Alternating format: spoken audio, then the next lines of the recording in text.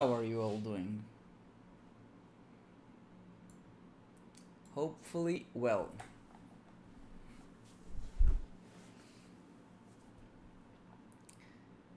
We have a lot of new exciting things. But I firstly want to welcome everyone who will be joining us.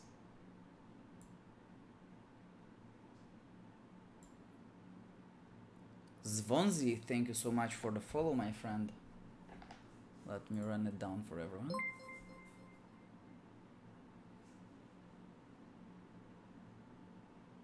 Let's see.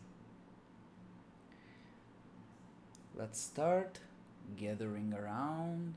Hello, everyone.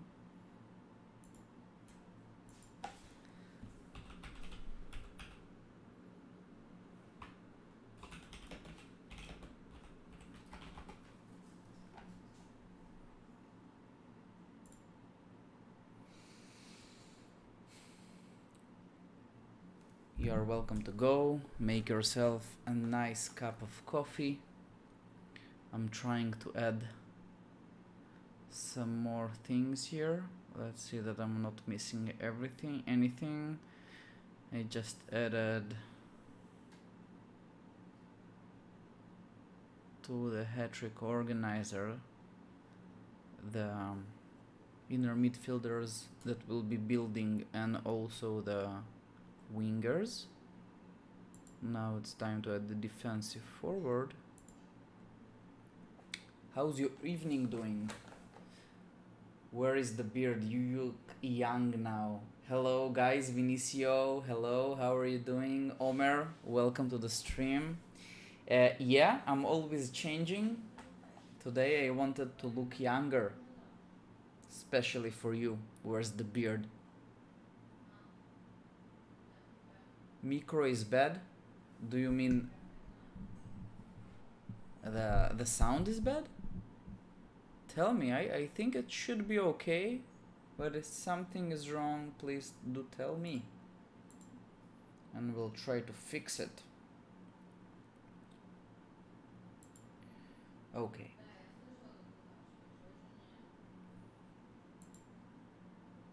So, where were we? Panor, hey Mish, how are you doing? Oren, welcome to the stream. Great having you here. Today we'll be talking about playmaking cycle training or midfield cycle training. Sound is good, thank you, Omer. Okay, so I'm trying to prepare a few things. Already have my presentation and also the Excel spreadsheet when we're talking about the financial side of this midfield cycle training. And we will... What's up, Mish? Paranga, hello, Panor, welcome. And also we'll be building the players in the Hattrick Organizer so we could play with our expected ratings. So for our defensive forward, let's not be too greedy. I'll build him with excellent wing. Let's say, yeah, his playmaking will be pretty decent. I would say at least, yeah, 16 is very probable. Yeah, no defense obviously. Set pieces I don't care. Loyalty, form solid. And for our defensive forward, let's make him a quick one. So that would be our temporary player number 6. Okay, Mish, one warning, say my name correctly. Gurnar. I was practicing it the whole week. No longer Gunnar, you'll be Gurnar.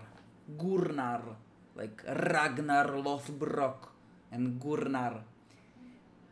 About that, the Hattrick Organizer link you sent last stream worked. Really? Nice. Happy to help. Happy to help.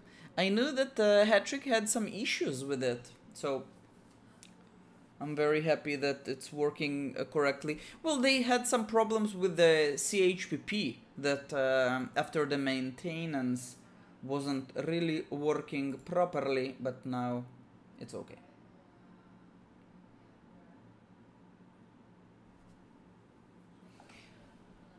Thanks for that. No problemo. Let's see. Hello, Mish. Ranex, how are you doing? Welcome to the stream. Great having you here. Okay, so we could add maybe 2 defensive forwards. Let's make the other one, I don't know, powerful, because we want them. Then I want to build one very strong normal forward. He'll have hopefully a little bit more wing, obviously much less playmaking. Passing, I'll drop him a notch, and let's say that's okay. So now we have 8 players. 2 defensive forwards. Now let's build a goalkeeper. It's easy to build. He'll be a standard 20-15-20 goalkeeper. Nothing else. We could drop everything. No playmaking. Stamina is excellent. So where's it? Okay. And defense 15. So we have our goalkeeper. Skoza, welcome to the stream. Gurnar, I have a big question about personal cycle training that I want to start, but Daniel asked me to wait until he is here. He's coming a bit late? Yeah, no problem. So we'll try to make this talk a little bit more constructed. Last week it was super fun, but I feel that we were spreading a little bit all over the place. I was spreading a little bit all over the place because it was the first one, so it was cool. But this time we'll talk about the training plan, let's say the positive and negative sides of this midfield cycle.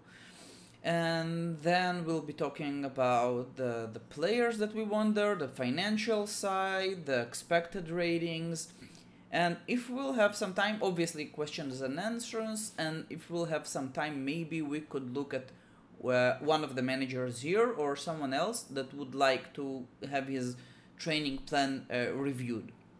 So we'll see how it goes. Are you happy with the election results? Well, I was following only the elections in Israel, so in Israel the only normal candidate was elected, no one else. So I have like no surprises there. How was the elections in other places? There was an interesting thread on Global about the election results, but again, nothing really special, no big, conspiracies happening there.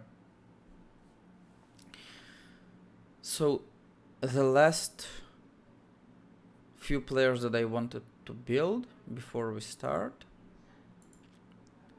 that would be our defense players. So we'll have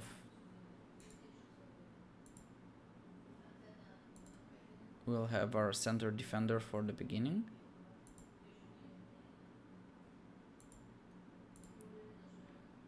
Let's see that I'm building everything correctly. It's only defense, a little bit passing and playmaking. That's it. Let's make him, let's say, a technical player.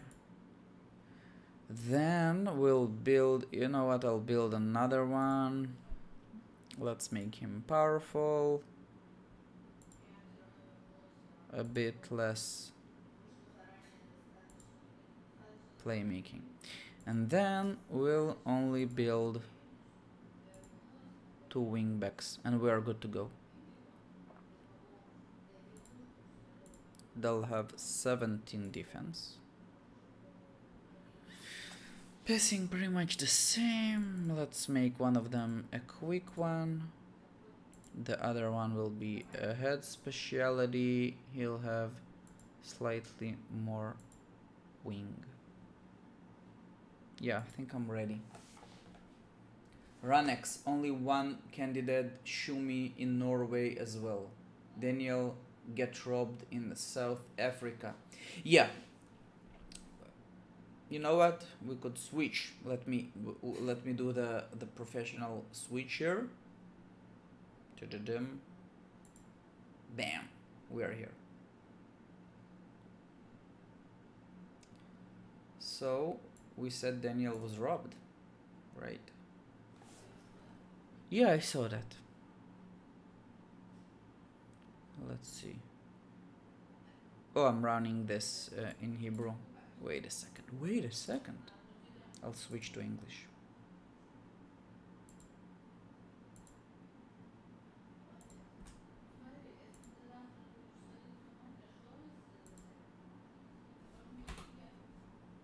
Done. Okay. We are good. So if we'll go to leagues, South Africa.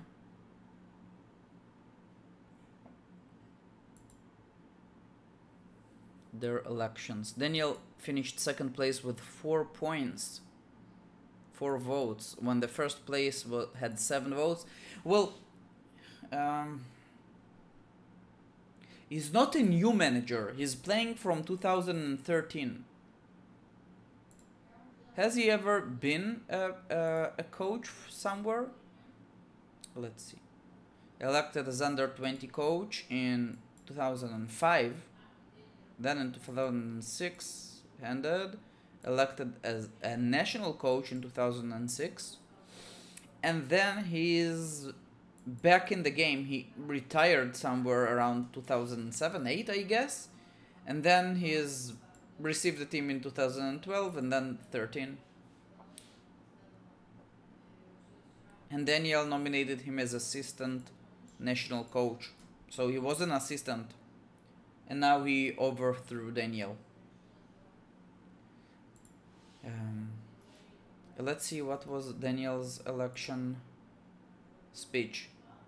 I've led South Africa in the World Cup in the previous season and would like to at least repeat this success again. During my leadership in the 2 terms, we always had competitive teams and everyone who wanted to be involved around the team got the chance to do it. That's nice. In Norway, Shumi was elected. That's good. Shumi is a great coach. He's a great national coach. So, are you ready to start? Do you have your cup of coffee? Do you have your dinner? I haven't eaten yet. What's this? I have a hair on my plate. I'm gonna eat it anyway because I'm hungry.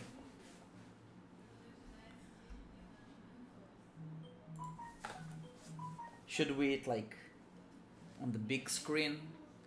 I have a defrosted Italian cannelloni.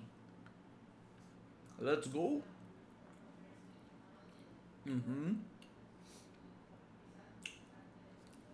It's a little bit cold. Maybe I should have put it in the microwave for an extra minute. But it's eatable, so it's okay. As long as it's eatable, I'm good.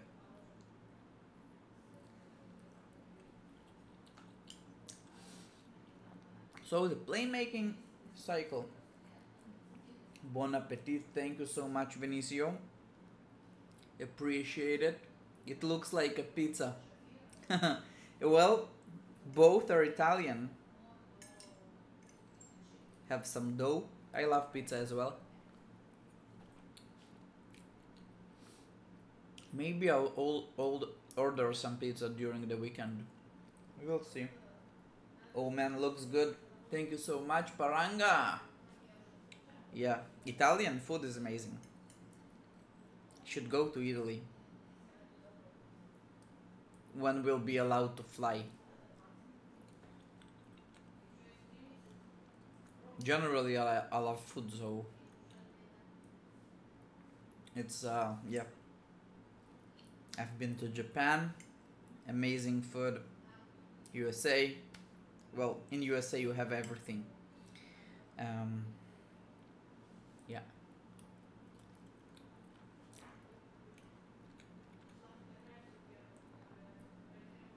So, okay. How was your week? I'll finish eating and we'll start.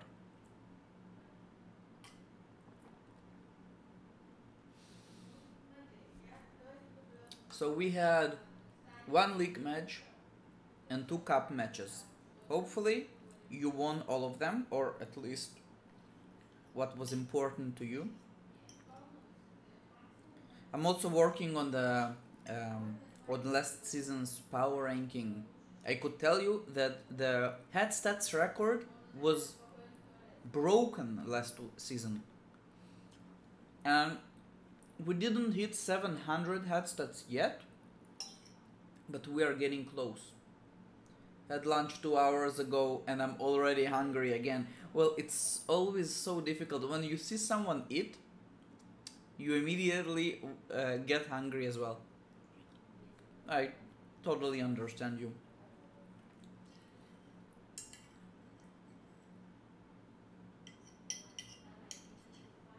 So, yeah. And I missed lunch today. Had a lot of stuff during work and had to make a few drives, so I didn't eat lunch.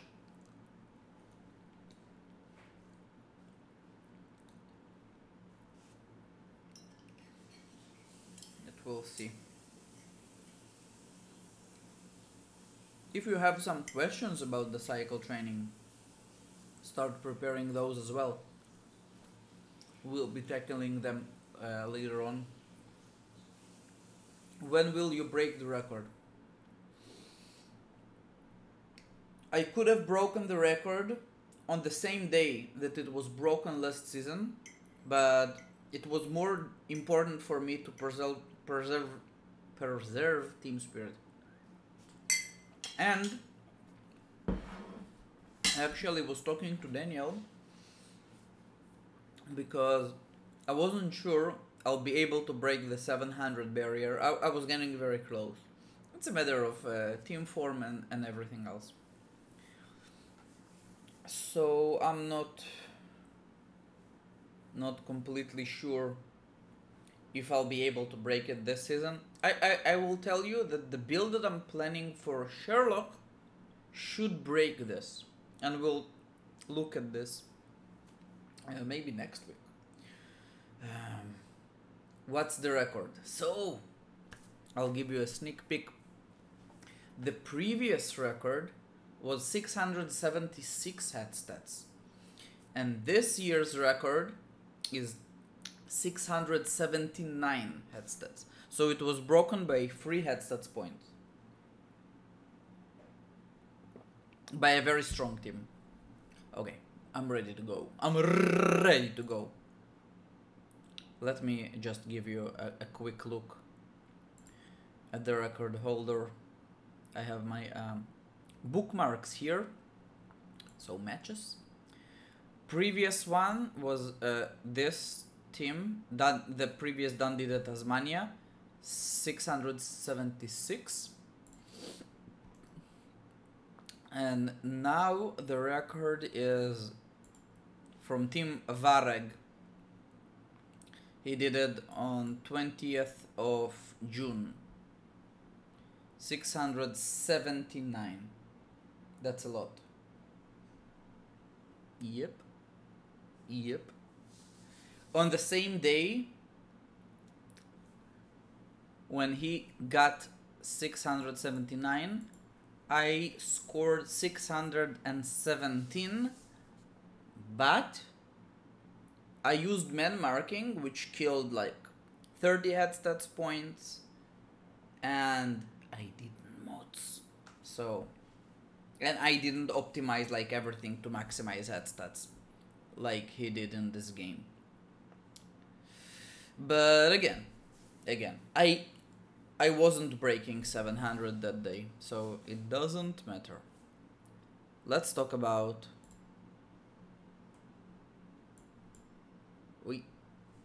Wait a second. Let's talk about playmaking the midfield cycle.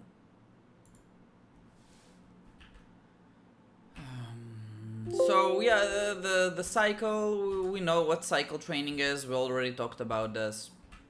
Then perfect conditions, everything the same for midfield cycle.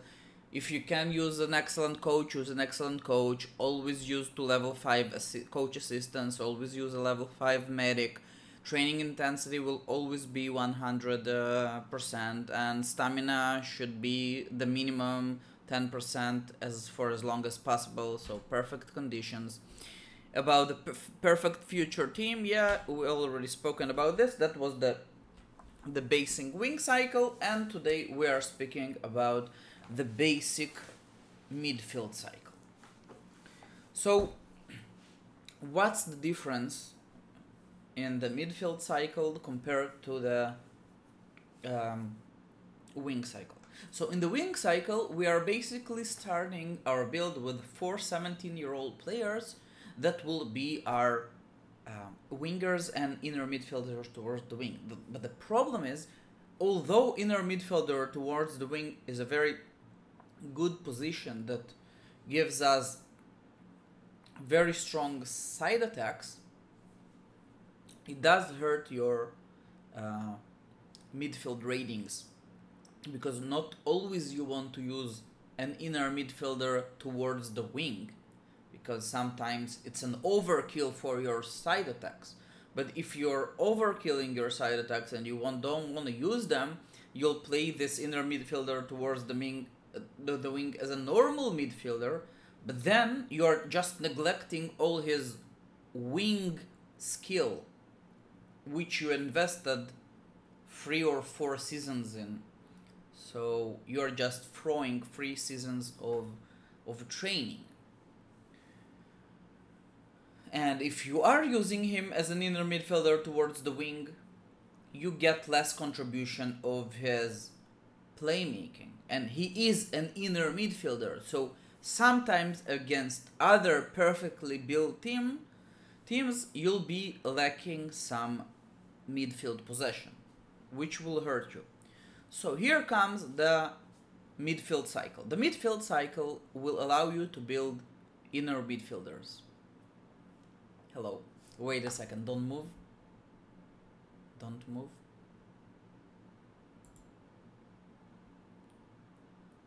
Hello. Hello. How are you doing?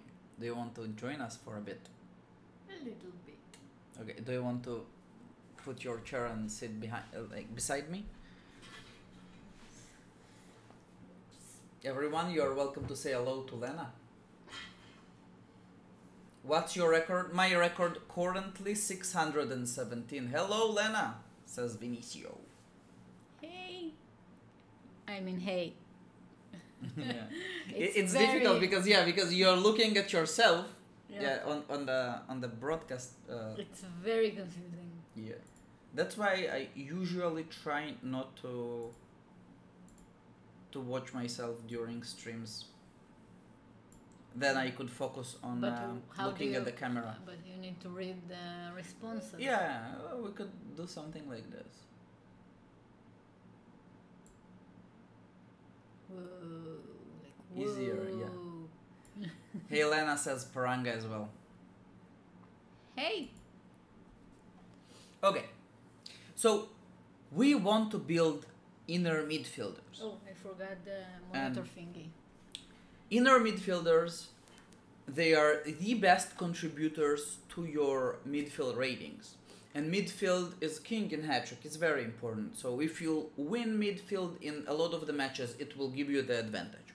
And if we could use our homegrown players as inner midfielders, that would be even better. The only downside is that inner midfielders, it's the cheapest position in Hattrick. So even though you'll build perfect inner midfielders, you could buy those, or at least you could buy someone is close to this for relatively less money compared to any other position in game. So that's a little bit problematic. But still, let's say we are building free, homegrown, or just free, very strong inner midfielders from the age of 17.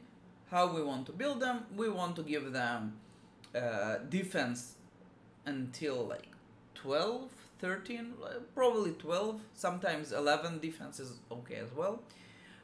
Their main skill will be playmaking, which means we want to give them 18 or 19 playmaking.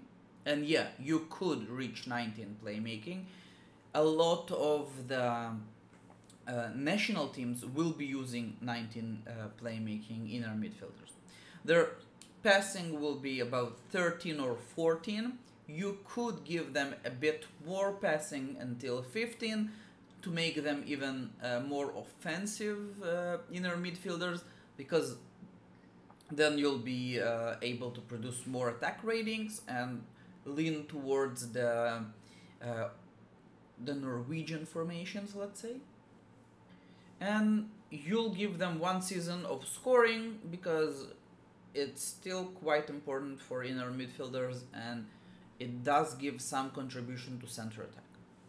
So this is the main plan. We want our inner midfielders to be 12 defense, 18.5, 19 playmaking, 13 to 14 passing, and 8, 9 scoring. That would be a perfect inner midfielder.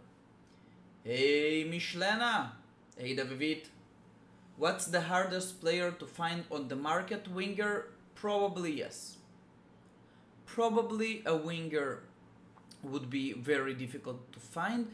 Still, I could say that as Black Sabbath, I'm always looking to find strong players, and at the age of 32, you do have almost anything. It's expensive.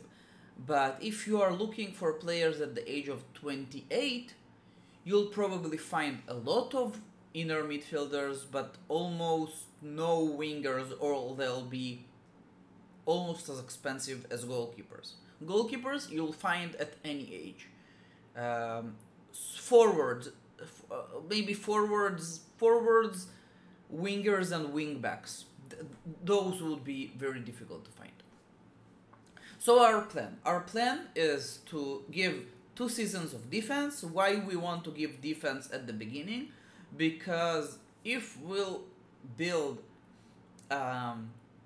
with our inner midfielders also defensive forwards, we don't want to use our defensive forwards during the time we are training defense, because then we are just throwing away seasons of training without improving our forwards. And when I was doing the midfield cycle, and we'll talk about our options, I used it with 3 inner midfielders that I built from my youth academy from the age of 17, and 3 defensive forwards. I feel that, and that's what I have in Black Sabbath, what allowed me to build such a strong team. And still, I feel that maybe building only 2 defensive forwards, or even 1 defensive forward and wingers could be a smarter choice. So at least 1 winger, and we'll speak about how it's possible. Yeah, it's beautiful. Sam is 3 months old today, so we are very, very happy.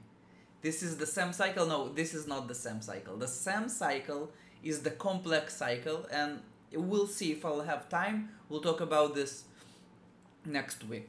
But the Sam cycle...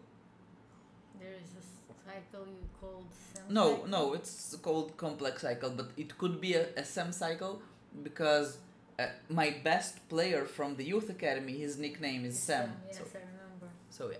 And you know what? It's a great name, Vinicio, because complex cycle, sounds a little bit difficult or complex. And the Sam Cycle, yes, Sam Cycle. It's a good name. Nothing else to it? I'm good for now. So we want to start with defense, and we want to give our midfielders defense, because if you will be using free defensive forwards, you don't want to give defense training after you bought them.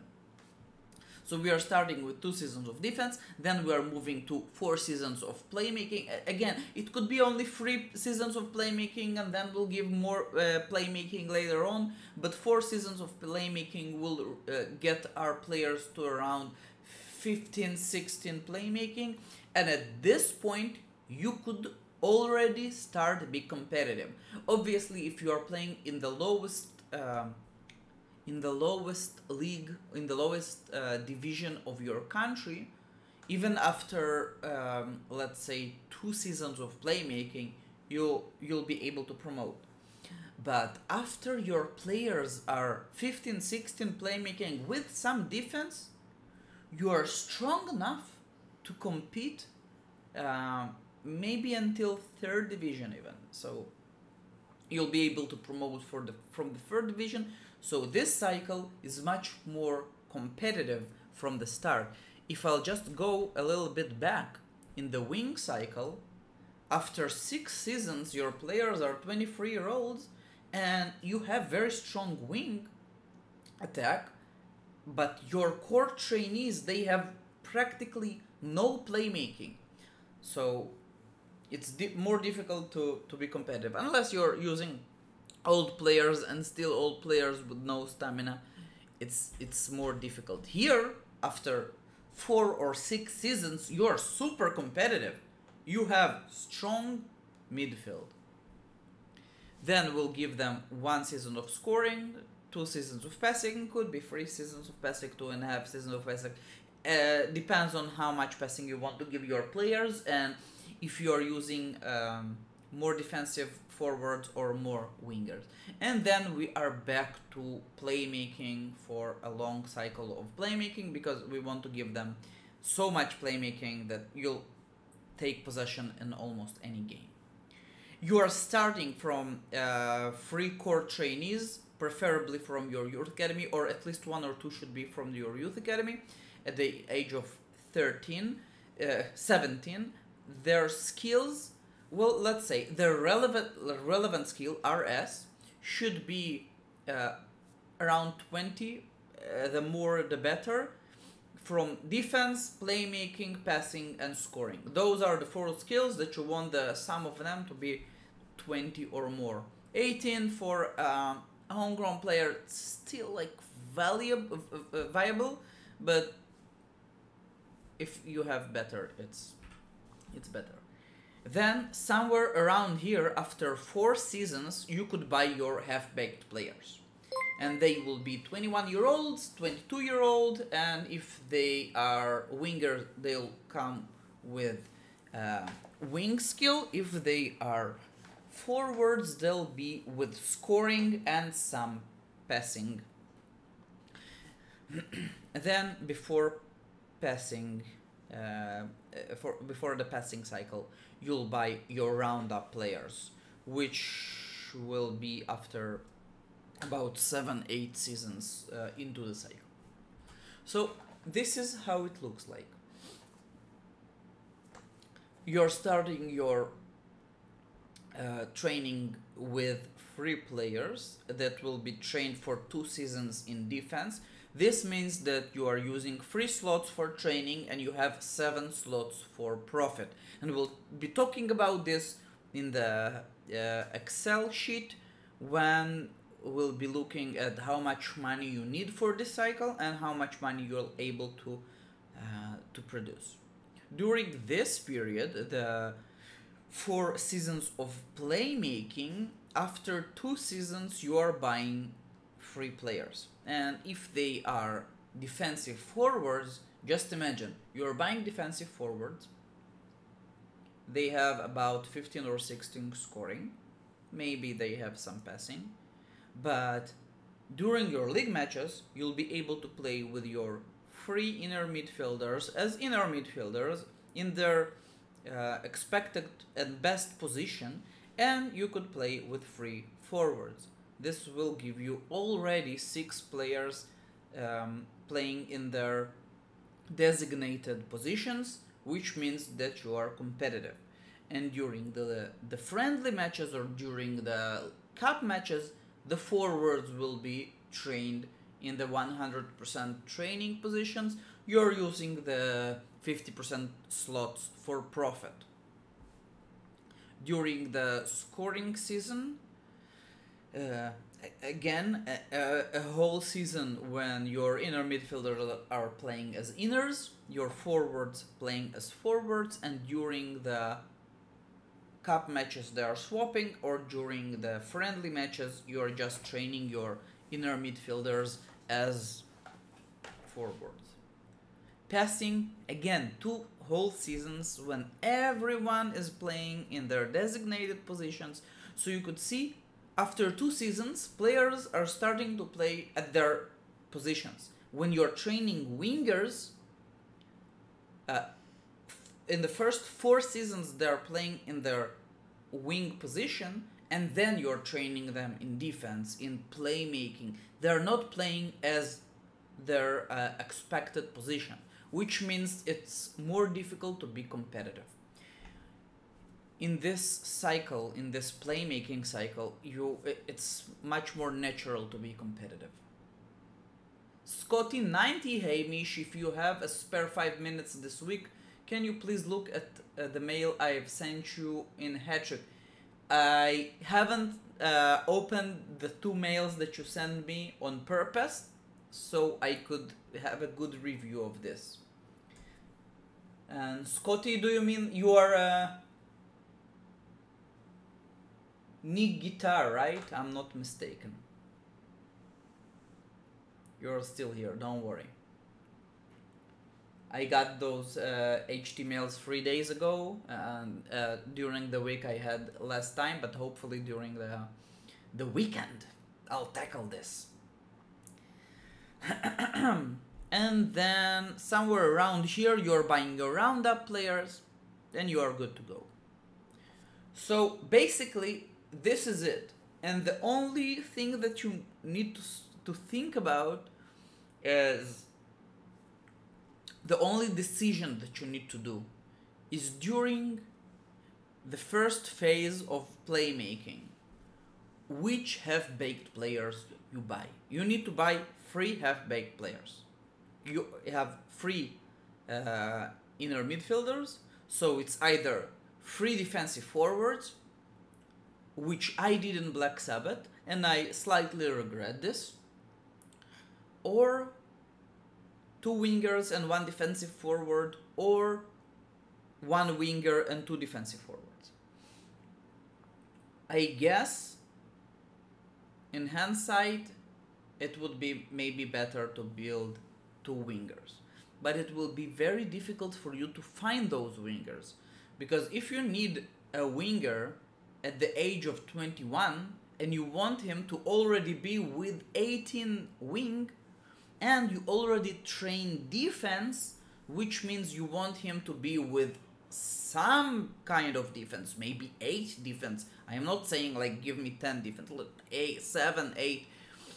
Those would be quite rare. And also another problem that we'll have is somewhere here, because I stated that we'll give 2 seasons of passing, but the inner midfielders, they need something like 2.5 seasons of pacing, and wingers, they need only, the inners need 2.5, and wingers need 1.5 seasons of. So someone will get too much or a bit less of passing.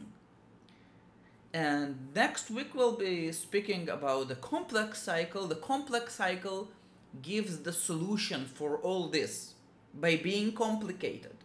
So it's not just an easy solution. But if you want to build wingers as half-baked players, it will be more difficult to find. But it's doable. If you want to build defensive forwards, it's very easy. It's very easy to find players with 15 or 16 scoring at the age of 21. You'll have them in hordes.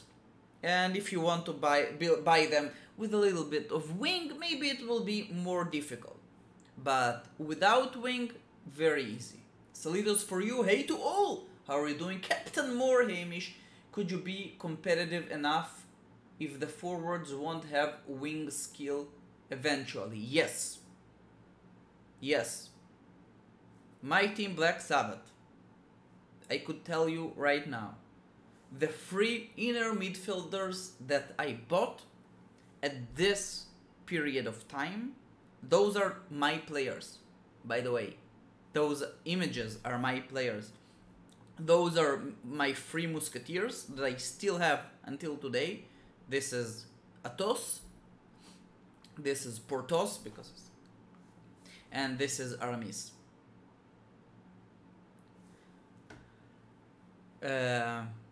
Jacob Bergstein, Yefim Dvoryazhkin, and Tuvia Scavaio.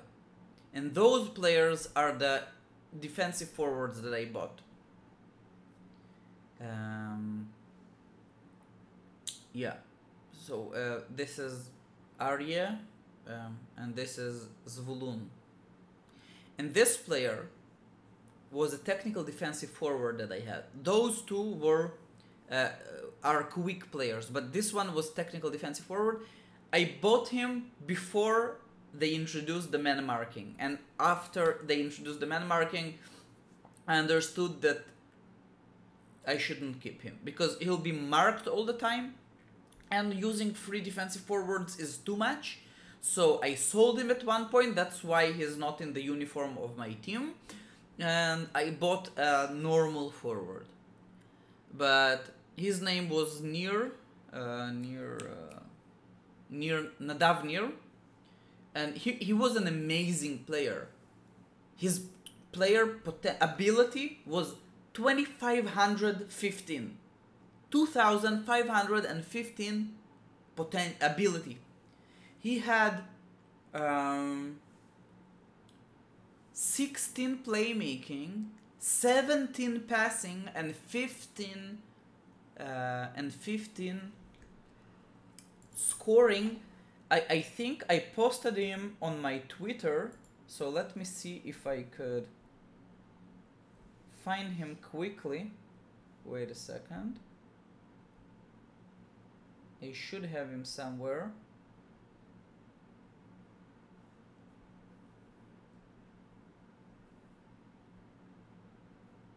I'll find him, don't worry. Okay, I'm getting closer. Okay, that's it. That was my player. 16 playmaking, 17 passing, 15 scoring. You could see his wing was 4. 4, it's nothing more. And unfortunately for me, the two defensive forwards that I bought are without wing as well, because it was very difficult to find them on the market. And I wanted them to be from the same nationality of my team to save up on salaries, and that's another important thing that you should do during cycle training. Think about the nationality of your players. If you are able to buy the players from the same nationality as your team and not foreign players, it will save up a lot of money along the way. But that's him. That's him. That's the player. He was an amazing player.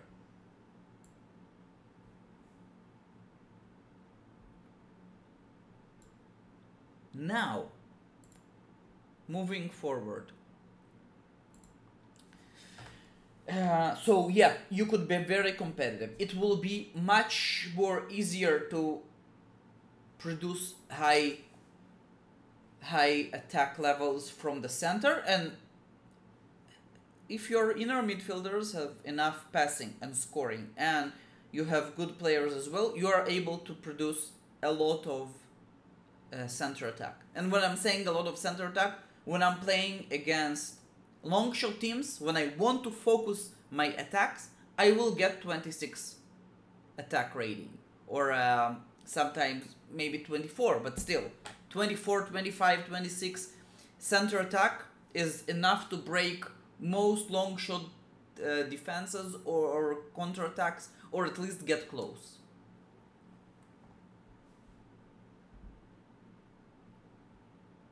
Wait a second, I'm missing a few questions. Sorry, my name is different. Oh, no problem, man.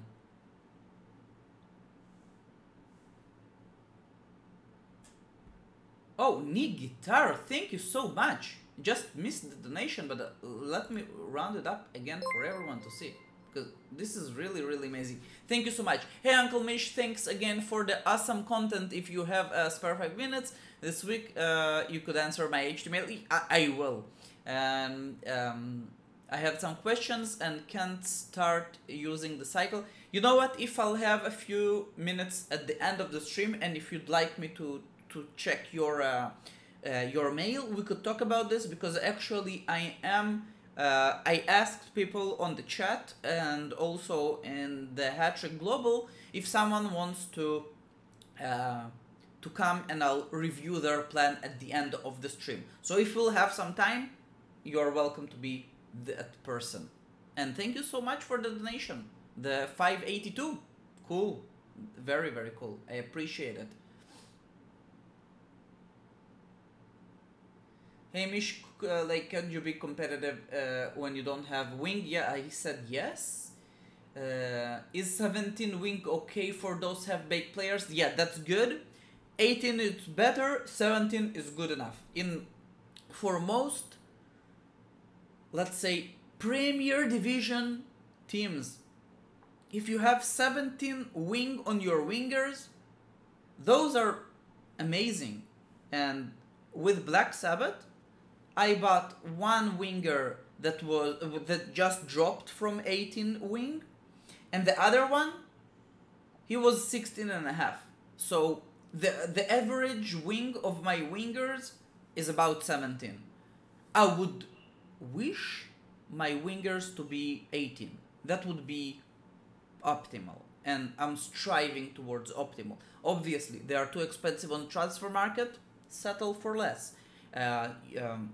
You can't find anything, or you have other restrictions. That's okay. That's still okay. We have our ideal plan, and we are trying to do the best we can.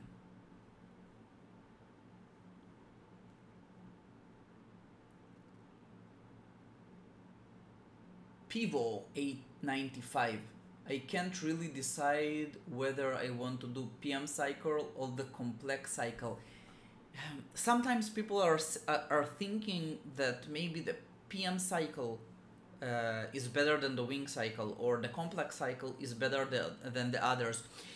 It's every one of those have advantages or disadvantages. I am feeling that the complex cycle is more rounded up, and that's my conclusion about the future team that I want to build, because I think that if you are very invested in Hattrick and you have the money in the team, and you made enough money, because making money in Hattrick and keeping it as a cash flow and not stuck in reserves is also very, very difficult and important.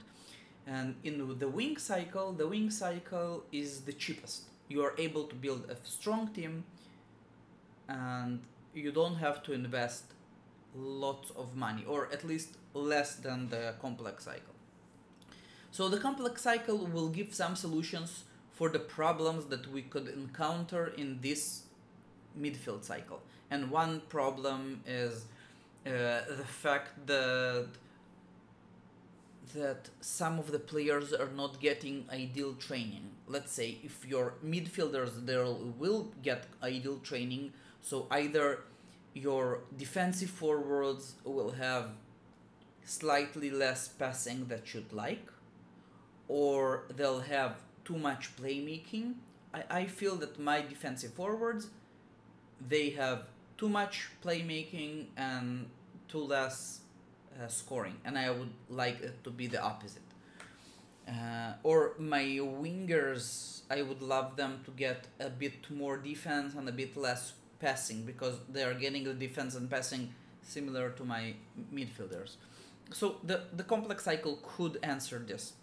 but still it comes with a price, and mostly it's more complicated. You have to be more involved, and also it will be more expensive. You're going to sleep? I'm off. Okay. Wait a second. Wait a second. Let everyone say good night to Lena. I'm off. Good night. Hello, Michael. Daniel, how are you doing? Daniel. Hey Daniel, and bye Daniel. Sorry, it's not you, it's me. Okay.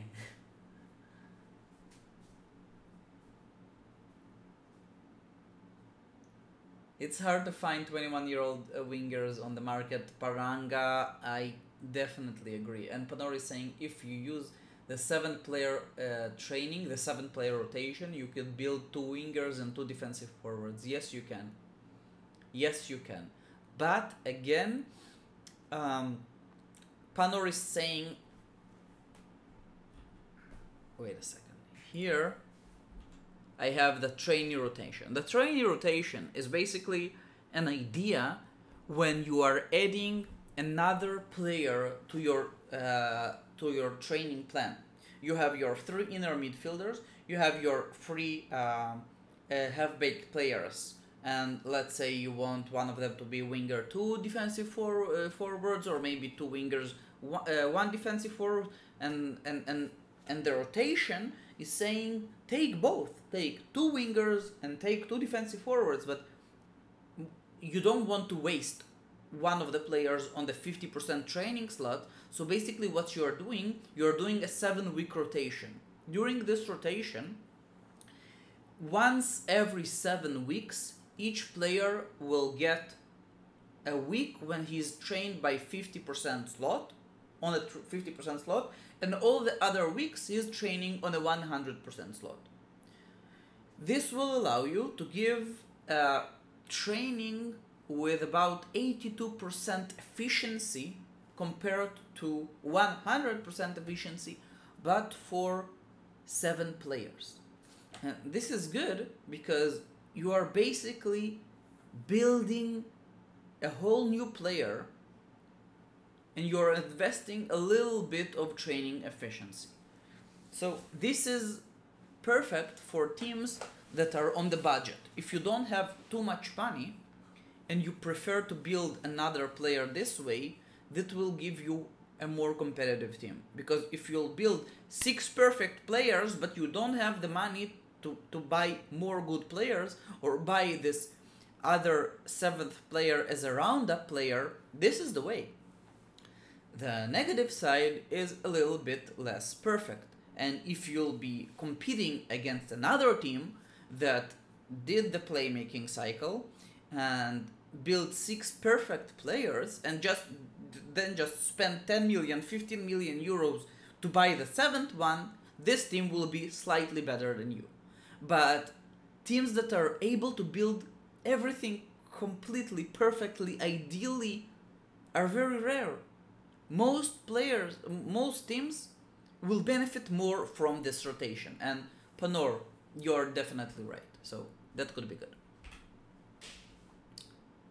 People say I can decide whether PM cycle or the complex one. We could talk about this. Have you talked about money? Not yet. Gurnar Mish. In none of your cycle videos you say something about set pieces. When you start training this, it's very important. Set pieces is important, and you're doing this somewhere at the end. When the normal training is no longer efficient, let's say what we are doing here. We are doing here 2 seasons of defense, 4 playmaking, 1 scoring, this is 7, with 2 passing, this is 9, and with 4 playmaking, this is 13. So you basically train your players from the age of 17 to the age of 30, and you could still give 2 more seasons of good training. That could be more passing, more defense, more playmaking, and it's all will be efficient. At the age of 32, 33, the training is not really efficient. Also, you are training on a high stamina share, which makes the training even less efficient, so the players will not be benefiting a lot from training. Then you should do the set pieces, because 2 seasons of set pieces training will give your players plenty of set pieces, which will allow you to get good indirect attack and defense rating. And set pieces will only benefit your indirect defense and attack ratings, and also could help you in penalty shootouts. But providing you'll buy one of your players or 2 of your players as a round out player complete with set piece, he'll be your set piece taker, and you are buying a goalkeeper with set pieces to defend against free kicks, you don't really need the set pieces that early. You won't benefit it that much. Pivo, I think you also have to do more stuff with complex cycle, right? Changing trainings, for example. I think it's for the reason alone I rather to pick complex cycle, more things to do. Yeah. Good night, Lena. Good night. Oh, a lot of people said good night to Lena. What was that? Very much rain, a lot of rain in Manchester, nice. And I had a fall when crossing the tram tracks. That's not good. Daniel, are you okay? Nothing wrong with tram tracks. True. Daniel, I hope you're okay. Let me pour myself a little bit water, because when talking a lot I don't want to get a sore throat. So now that we've spoken about our plans, let's speak about the financial side, and then we could speak about other stuff. That was the best game last season, and the current world record in head stats 679. Another interesting and cool thing, let me just make sure that I'm not trolling myself and I'm doing this with the right team. But nowadays, when you're going, if you're using Foxtrick, it will give you this cool thing. In the lineup page, it will give you the expected head stats at minute 0. You know what? If I'm using this stamina, oh, that's even better. It gives you the head stats you could get at each minute of the game, and I don't know, you don't get average, but you could calculate it by yourself. So this way, when I'll be at perfect team confidence and team spirit, I could see if my team Black Sabbath will reach 700 head stats.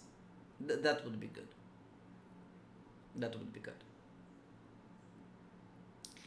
So that's a cool feature. And that's Sherlock. So I'm not revealing anything suspicious. I did some calculations for the financial side of the playmaking cycle. Daniel, by the way, I think we did a slight error. In the previous stream, when we were speaking about the wing cycle, we thought about how much money we'll be making and the planning trend, and for how much money we're buying the half-baked players, roundup players, substitutes, and we got to the conclusion that we need about 50 million euros for the wing cycle, which is not a neglectable amount of money. That's a lot of money, but that's much less than other trainings. and you need to buy players for something around 110 million euros, but you'll be able to produce something around 60 million euros, so you are pretty good. The problem is, I thought about it again, and here, when we are buying an inner midfielder or a defensive inner midfielder, we thought that he will cost only 4 million euros. I'm trying to think about it again. A 21-year-old player, even if he has, let's say, some defense and some playmaking, I think he should be more expensive than 4 million euros for a 21-year-old player. Probably around 6 at least. Should you agree with me? I think that would be a bit more expensive. And definitely a 23 or 22-year-old defensive forward, he should cost more than 6 million euros. He should cost maybe 8.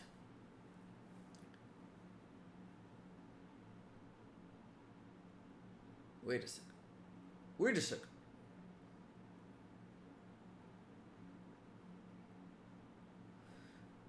Gurnar said, "Hey Mish, could you look to my link? This is my youth player. Can I combine them in all 6 in a cycle?" Probably not, because a lot of times people will ask me, "Hey Mish, I have this 6 inner midfielders. They're really, really good. I'm training them, and this is the playmaking cycle. This is the midfield cycle, right?" And the answer is no. We're not building 6 midfielders. We can use only 3 midfielders. There is no need to have 6 midfielders in the team, because then you are not, I think, spending your resources correctly. It's better to build other kinds of players. But let's see. So the only time I'll say it's okay to use, and we'll talk about this, no worry, to use 6 players from your youth academy is either if you are building a homegrown cycle or you're building a long shot team, because then it's okay for all the players to look the same. By the way, is it realistic to get to the top leagues with cycle training, even if you start from the very bottom? What do you think? 100% yes. 100% yes.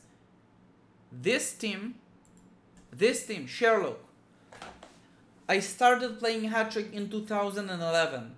In around late 2011, at the start of 2012, I made my plan for a wing cycle, and I finished it, and I started from the bottom division with 4 championships and 2 titles.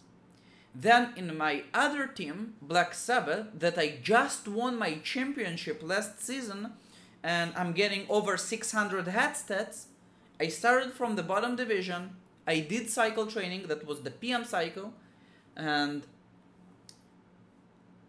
I reached the top. And with this season, this team again, Sherlock, I'm doing the complex cycle, and I'm 100% confident that not only this team will reach the Premier Division again, it will definitely win more titles, and it will be able to maybe even break the 700 hat stats barrier. So Pivo, yes, 100%. Michael did it multiple times. Oh yeah. Yeah. I'm a bit late on some of the questions. You might need some money, but you could try and sell. Yeah. I just promoted without any kind of cycle to the 2nd lowest division in Germany. The difference is so big. Don't worry. Once your players are getting better, you're naturally promote, because you're just stronger than your opponents, and that's what the playmaking cycle will allow you. You could see after 2 seasons of defense, when your players are too young, and 2 seasons of playmaking, when your players have 2 less of playmaking, at the age of 21, you'll start playing with players who are pretty okay with on the playmaking side, but also have some defense. And if you'll buy a few old players, you'll start getting competitive. And with each season, you're getting more and more competitive because players are always playing in their rightful positions. In the PMs, in the complex cycle, it's a bit different. But you'll reach even higher highs. You'll just need to diverse more. Gurnar is saying also in your phone, you forgot the coaches that you need. No, I think we thought about the coaches because we could say that the fixed income, it's the income from sponsors and stadium fees and other things that you are getting money from, like transfer fees of like youth academy players.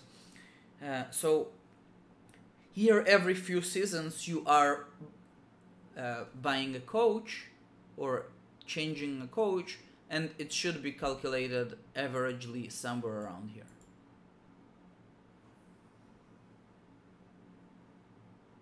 You should go to the transfer compare and find out.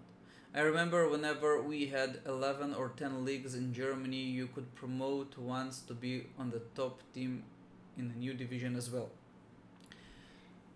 When you're doing cycle training and the players are in gear and you are a few seasons into the cycle training, it's very common to promote a few times in a row.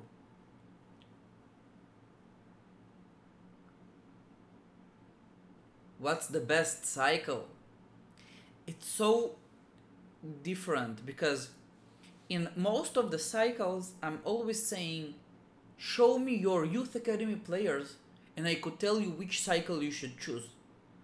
Let's say if you could have ideal players for wing, playmaking and complex cycle, maybe the complex cycle will be better. If you have ideal youth academy players and good enough financial situation for any cycle. And eventually, any cycle will require round-up players. So any cycle will require you to have enough money. And if you have enough money, you could buy even players that will complement your cycle, and then it means that every cycle is the same. But the wing cycle is the best cycle for teams on the budget. You'll be able to build a top tier team without a lot of money. The playmaking cycle will give you other benefits, and the complex cycle will be the most expensive but probably the most rewarding at the end. But if your players, let's say you have 2 players in the youth academy and both of them have solid wing, I would say the PM cycle and the complex cycle is not that good for you, because you'll be able to utilize your youth academy players the best way with the wing cycle. That's it.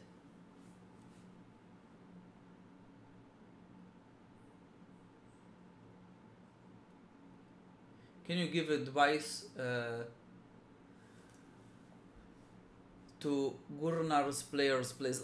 You know what? Let's look at this, and then we could think about this financial situation, because we could see here that the PM cycle is requiring 20 more million euros than the wing cycle. And maybe we did some wrong calculations in the wing cycle, and maybe in the wing cycle we don't need 50 million euros, maybe it's more like 55, but still 15 million euros more than the other cycle, it's a lot.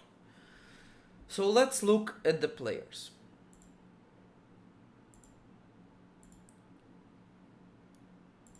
Let's make it a bit bigger. Okay, we're good, right? We see everyone. No, I said Gurnar. I didn't say Gunrar. I said Gurnar. To discover good youth players, is it better to train individual training? No, No, no, no, no. Oren, you should see my YouTube video about Monster Youth Academy, Monster players from the Youth Academy. Where is it? Where is it?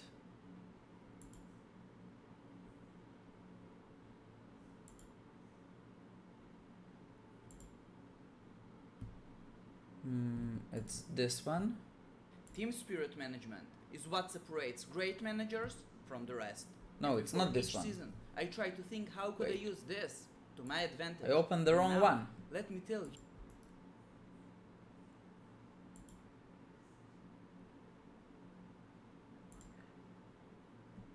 Here. It's called.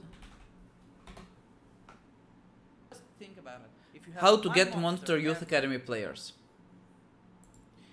And this video was published 3 days before Sam was born. So we had the most monstrous and biggest and most amazing youth pick 3 days after the video. So Lana is still pregnant here. So this is it. You should check this video and I explain how to get really good Youth Academy players. But basically, you need to evaluate your scout message, and then you need to reveal as fast as possible the player's skills, and then you need to focus on the best player that you have. That's it. And let me just link you this video here so you could check it out.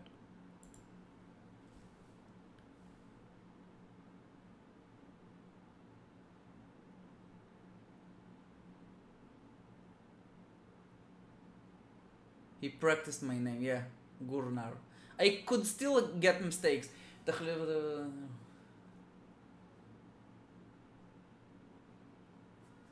Oh, yeah, and David said that I should switch this.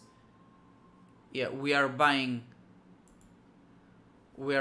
players for 31 million and not 71 players, but it doesn't really matter because we're not buying only one player for 71 million. But yeah, it's a rough evaluation, so it doesn't really matter. It doesn't really matter. The result remains the same. Great, thanks, no problem. Let's talk about the players. So what do we think about this? Let's see. Technical player. An amazing player, solid playmaking, 6 passing. We don't know his defense, which is weird, because if you have such a good player and you have him for almost a season and you could promote him in 4 days and you haven't revealed his defense, either you did something wrong, or you had such good players that required all other trainings like scoring, passing, wing, playmaking. You didn't have the time to reveal defense in one measly friendly. So it's weird. You should know their defense because it's important. The only problem with this player is his speciality, because technical players are pretty much dead in Hattrick. You either use them as defense players, which is good if they have a lot of passing. They could be amazing defenders, wingbacks, center defenders.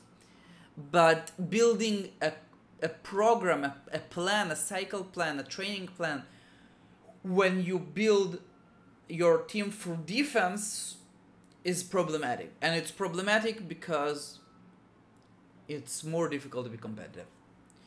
But let's try and ignore his specialty for a second. Powerful player, love it. Scoring 7, amazing. Playmaking 6. So this player could be a very good sitting not sitting midfielder, target forward, Or maybe if he has defense and you don't know because you didn't reveal it, he could be a sitting midfielder. You can promote him in 81 days and in 53 days. So you already have him for about 70 days and you didn't reveal his defense. So it's very important to understand his defense. Then this player, quick speciality, good. Wing 5. Defense 5 and playmaking you don't know. This player wing 6, quick player, you don't know his other skills. Unpredictable but only defense, and quick player with 6 playmaking and you don't know his potential in passing and wing. So I would start saying you need more information.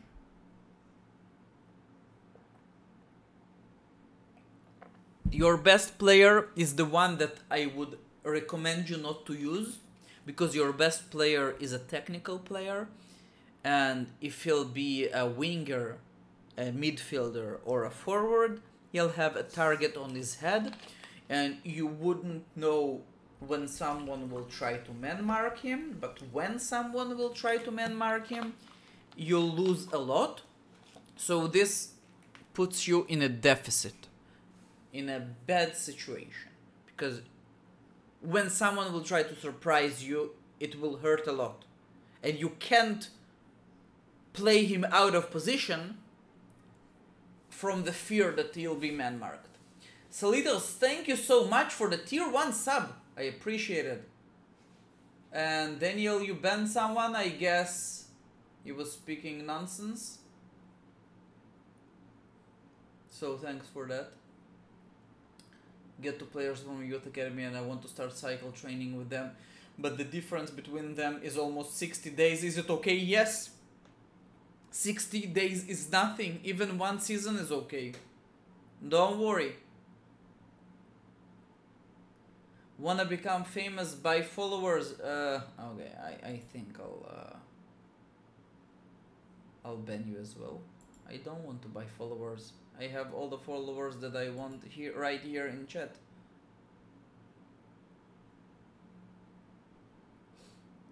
Thank you so much for the tier 1 sub. I appreciate this. I disagree on the technical, Michael. Why is that, Daniel? So, I would like to know more information. What's the defense of this powerful player? And if he doesn't have defense, maybe you should train him scoring, because at least he'll be worth a lot of money.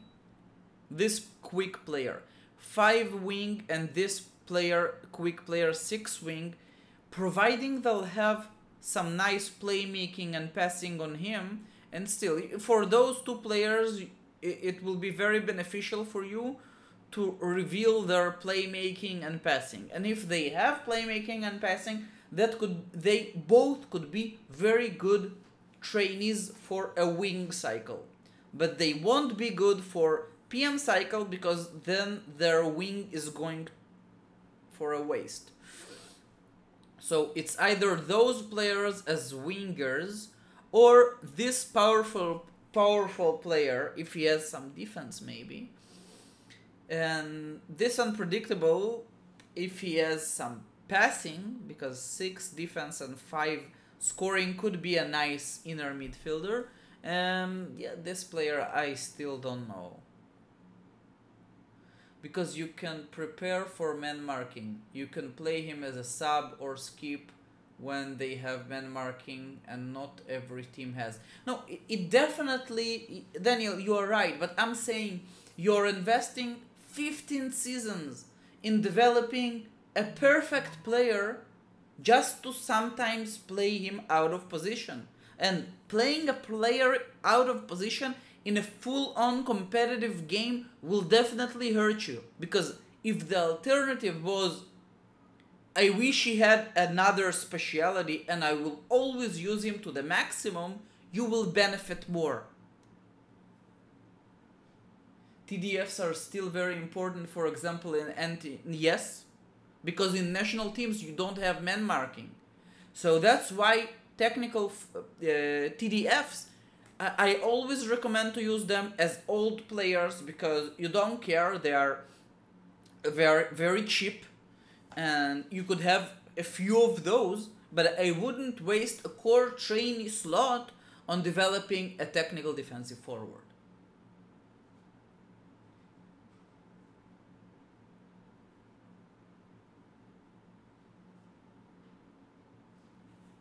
Yeah. T is only good in defense. Well, again, I agree with Daniel that we shouldn't be that strict. But I'm saying we could use them. But as building a player, I want to build a player that I'll be able to play all the time. And building an inner midfielder as a technical defensive player, that's definitely bad. Because when someone will man mark him, you'll be done. And if you don't want to use them in the fear of man marking, you're in a midfield battle, you're not using your best inner midfielder. That's another problem. You could skip my brother's players.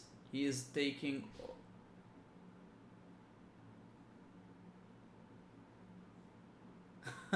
You could skip my brother's players. He is taking over your stream with his Saint Vincent underpaid players. Cycle, please. Yeah, you are right. But that was one example.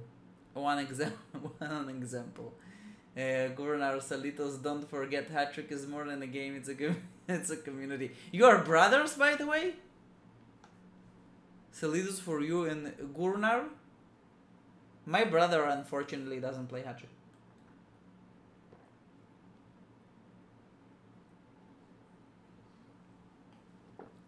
I could check it. Gurnar and Salidos in game, if you are brothers. You know what? I'm gonna do it as a comic relief.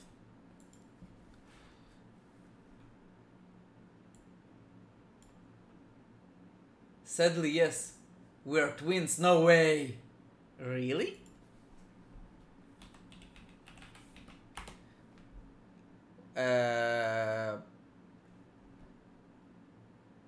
Maybe the name is different.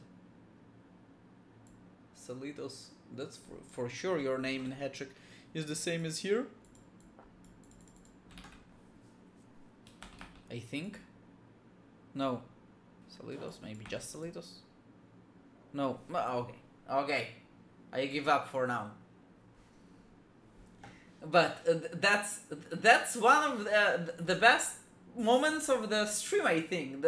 Oh yeah, Hobeke, yeah. We talk a lot in Hattrick. And Night Fury, amazing. Yeah, if you could send us a pic of you two together, that could be cool. Holding a sign, Hobeke and Night Fury. So let's continue. Let's continue with the financial side of this playmaking cycle. So we are starting with 2 seasons of defense. When we start with 17-year-old players as inner midfielders, 3 trainees, and I would evaluate as a core trainee that each will be worth about 2 million euros. Hopefully you'll have... Bye. You do want to say it on the big screen? You wouldn't believe what just happened. Good night. I heard there is someone here with a twin. Yeah, they are both playing Hattrick. Hattrick, you took the words right out of my licking mouth. Stupido. Nice Salitos. Yeah. Send pic. Sure, send pic. I'll look at it tomorrow. Good night. Oh, we have a picture. Ooh. Wow. Yeah. A good one. These are more believable. The child is sleeping. This picture is more believable. I shouldn't be opening all those pictures on the main screen. That was a good one. Yeah, it Okay. was. Good night. So Bye, stupido. bye. So that's fine, and we have for 2 seasons free 7 training slots for money. I would say we'll be making roughly 60k per training slot, and that's the same evaluation that we did in the previous cycle. So in the first 2 seasons you are able to generate about 14-15 million euros, which is a lot, because for 2 seasons you have 7 training slots for profit, and then we'll be using this money. And I'm saying that if we want to buy 2 wingers, each winger will be worth about 10 million euros, because a winger at 21-year-old with 17 or 18 wing, that would be very expensive. Let's try and find one on the transfer market. I'm not sure we'll be able to. They are quite rare as well. So let's say from the age of 20 to 22, and I'm looking only for wing at 17. I don't even care for speciality. Good night, Lena. Okay, Facebook. So Facebook, I at least think you're not trolling me. Content is not available right now. Why not? Okay.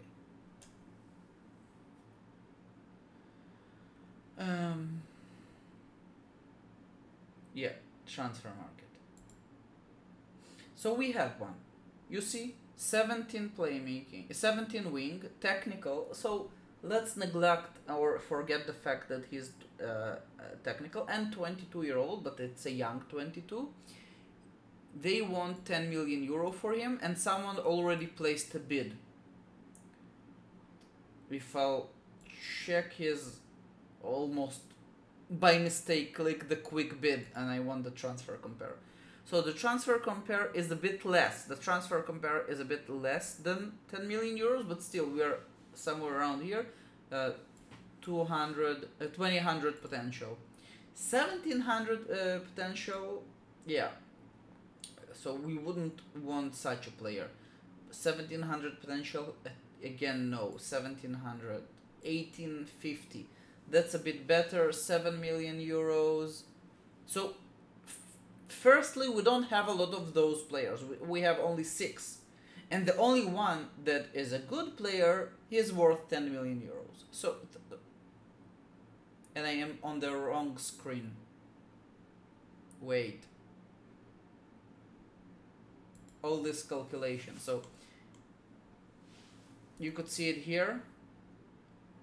Age 21 to 22. Mythical wing.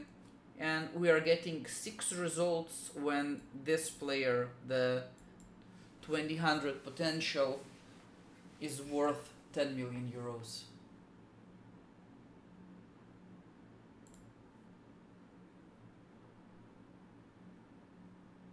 Okay, cool.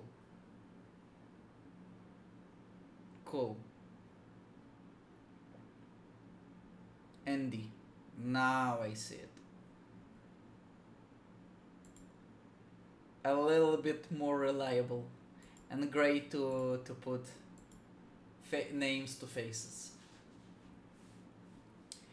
So 10 million euros, it's a good evaluation of a winger, and we need 2 of those. And let's say after 1 season, we'll get a defensive forward, and I would say a defensive forward at the age of 22 will cost, you know what, maybe not 11 million. Maybe do. Let's see, at the age of 22, how our defensive forward should look like.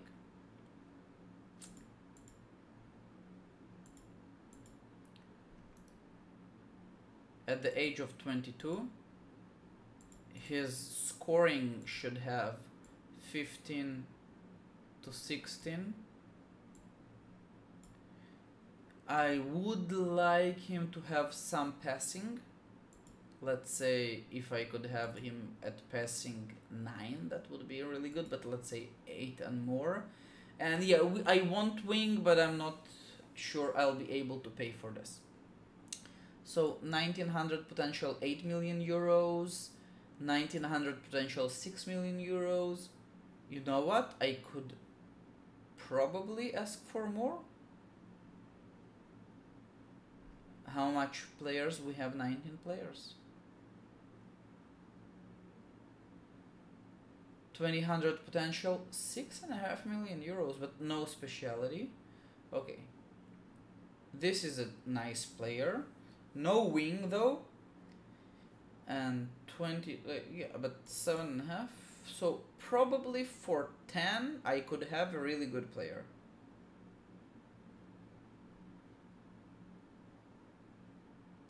For 10, I could.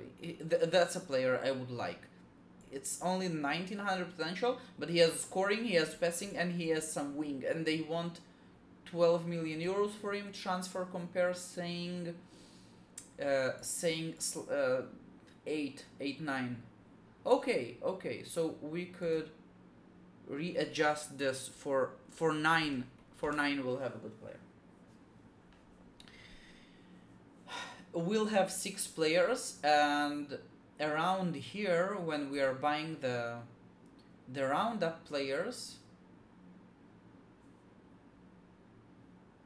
we'll spend roughly the same amount of money as the wing cycle, and for subs I would say roughly the same amount as well. So compared to the wing cycle, we are able to produce slightly less money, although in the first 2 seasons we have much more money because we have free training slots and we'll be able to produce a lot of money. Then for the majority of the time we don't have any way to produce money through training. And the expected budget that we need is about 68 million euros, which is bad. Maybe we should adjust this for 10 million euros just to have a 69 million euros required, because 69 is a much nicer number. Let's say 67.5. Night Fury at the left in black, Gurnar is blue.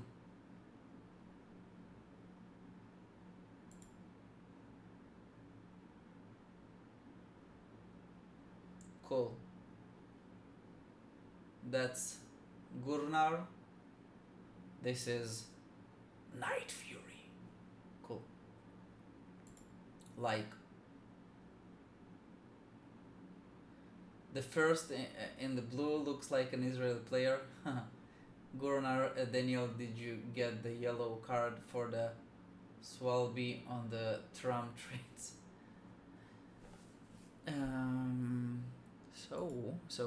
So this is a rough estimation of the financial situation that we need, and this time I just calculated this, so hopefully it saves us a lot of time doing some unnecessary calculations.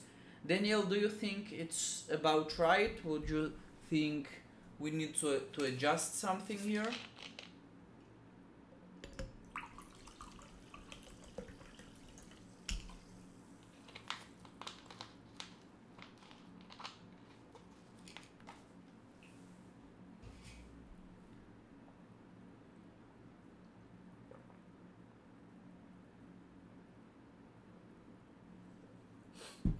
So the budget required is more, and if we want to build defensive forwards and we'll buy them at a younger age, they'll be less expensive.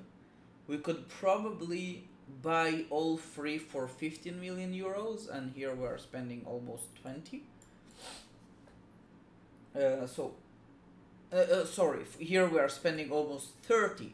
And for 15 million euros, if we are buying only defensive forwards, or 18 maybe, but less than 20 for sure, and not 30. But then we'll need to buy our wingers somewhere over here, and they will be very expensive.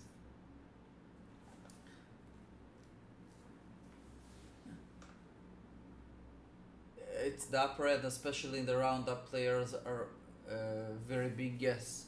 Yeah, but if the roundup players are pretty much the same as we thought for the wing cycle, so we could use the same number. And here I also build a few players for the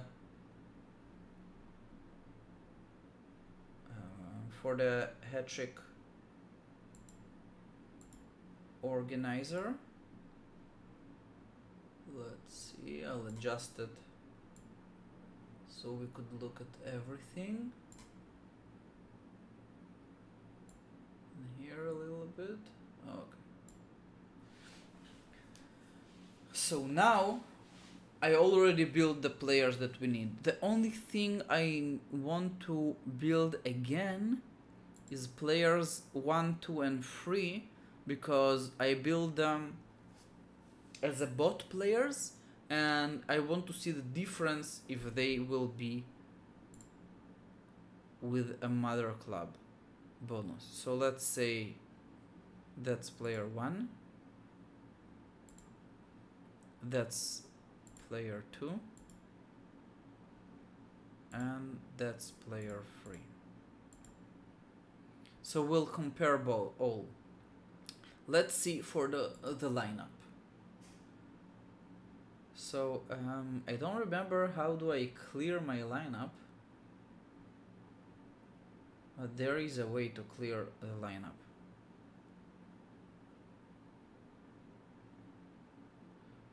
Okay, I'll just do it quickly like this.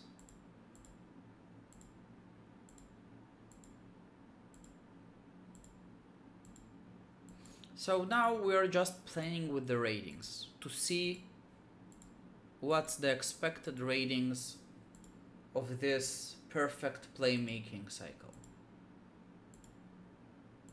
I would say our conditions will be normal attitude, normal tactic, we're playing at home, our team spirit will be delirious, our confidence will be slightly exaggerated, and that's it. That would be our conditions. And now I want to see what could we have. What about the salaries? The salaries are taken into account here in the fixed income. Fixed income is the sponsors plus stadium fees and some other average fees that we are getting, minus salaries and other expenses that we have. So I'm starting to add the players, and I'll start with adding players 1 to 3. All those players will be without the homegrown bonus. I build all the players with excellent stamina, solid form, and the ratings that I would love them to get at the end. So immediately with only those 3 players, 19 playmaking without a homegrown bonus, I'm getting over 10 midfield. I'll add, wait a second, I want them to play normally, normal. Okay, so almost 11 midfield. Here number 4 and number 5 are my wingers, and when I only place my forward midfielders and wingers, I'm getting 14.5 midfield. That's completely insane. So the playmaking cycle is amazing for midfield ratings. And let's say I'm using this player number 6, my defensive forward. Bam, my playmaking, my midfield is 16. I'm using my okay, what, like it's player number 6, player 7, 8, and 9 are forward. So let's say I'll use another defensive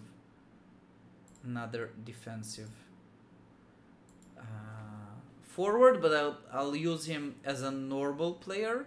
And here is my center defender, winger, wing back, goalkeeper.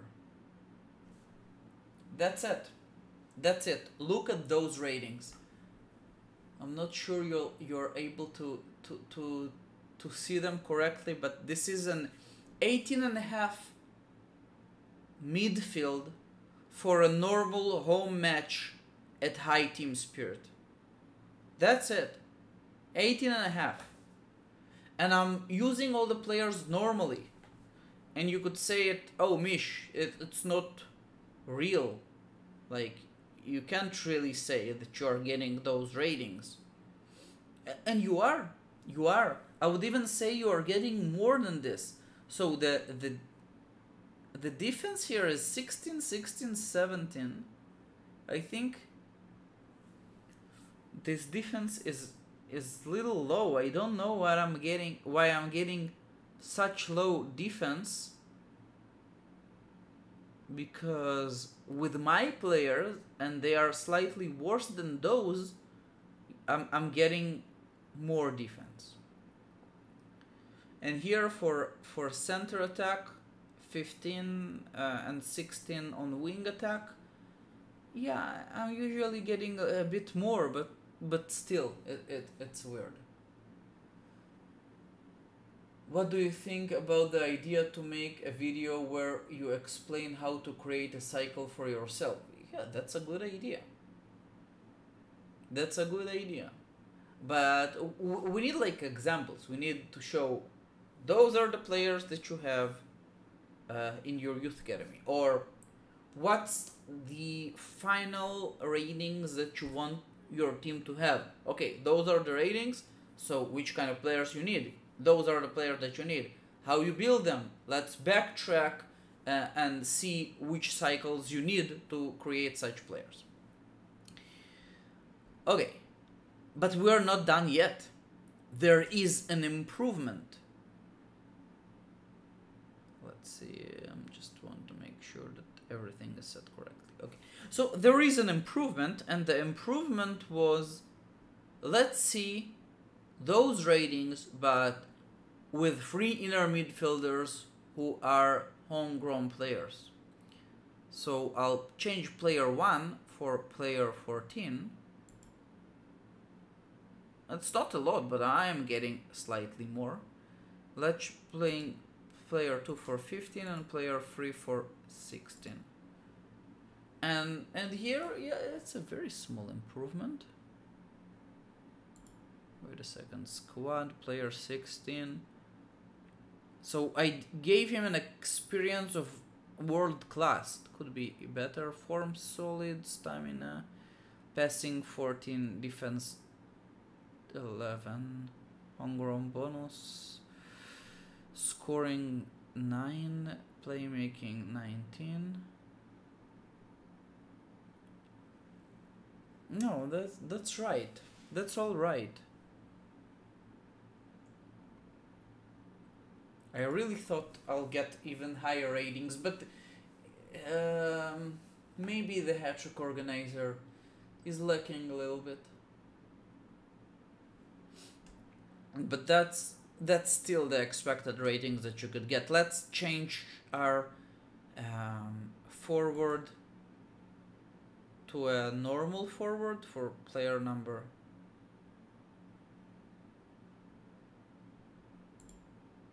7. So you're getting more defense, let's say. Less attack, more defense. If I'll change him for player number 8, we'll get 16 attack ratings. If we'll use one of our midfielders to create more attack ratings, let's say we are using them offensively, we are reaching 17, 8, 19 attack. Okay, those are the expected attack ratings that I wanted to see. Let's say we want to play a Norwegian formation, so instead of a center defender we want to use another forward. So yeah, our attack ratings are 19 at the wings and 22 at the center. Those are the ratings that I was expecting though. So yeah, this is the playmaking cycle. This is the playmaking cycle, and I'm quite happy about showing such ratings. The thought process of backtracking. I think that's what most people need to know and understand. I think it's very difficult. It's sometimes an abstract idea to explain backtracking, and I think I was starting to talk about this in the axioms video or maybe in the later ones, but yeah, we could do a special video only for this. What do you think about questions about the playmaking cycle? Someone wants to ask something, or maybe someone wants us to review his plan to see how it goes. We try to be much more efficient today, so I already built all the players in the Hattrick Organizer, and then I already did the financial calculations, so we are saving a lot of time. If HT1 gives you a Blanco quick, you may add one new feature to Hattrick. What would you add? I think I already gave one thing.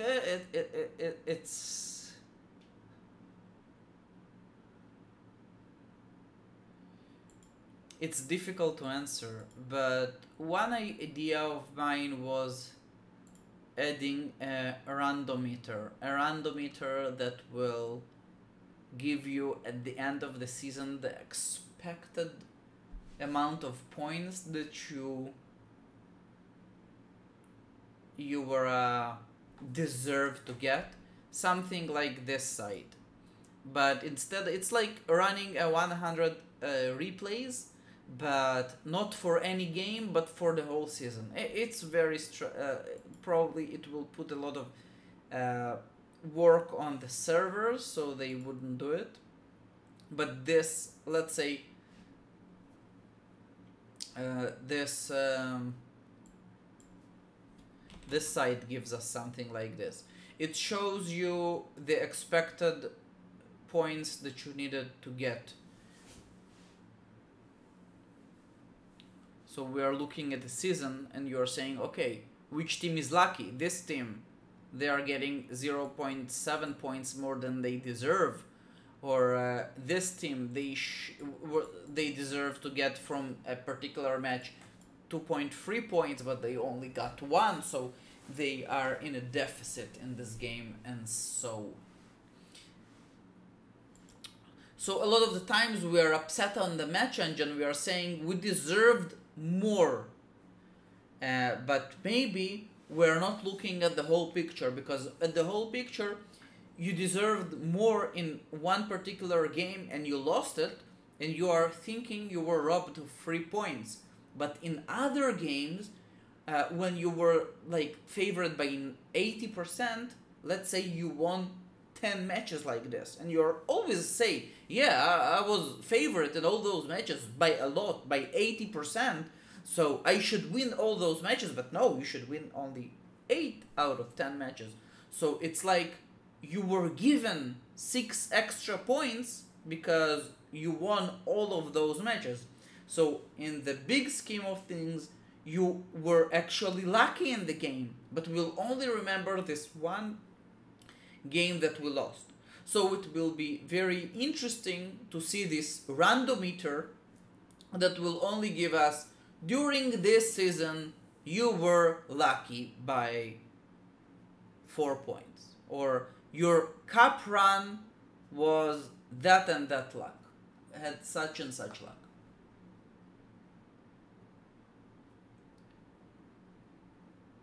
I need to go now. Thank you. Have a nice evening. Daniel, thank you so much.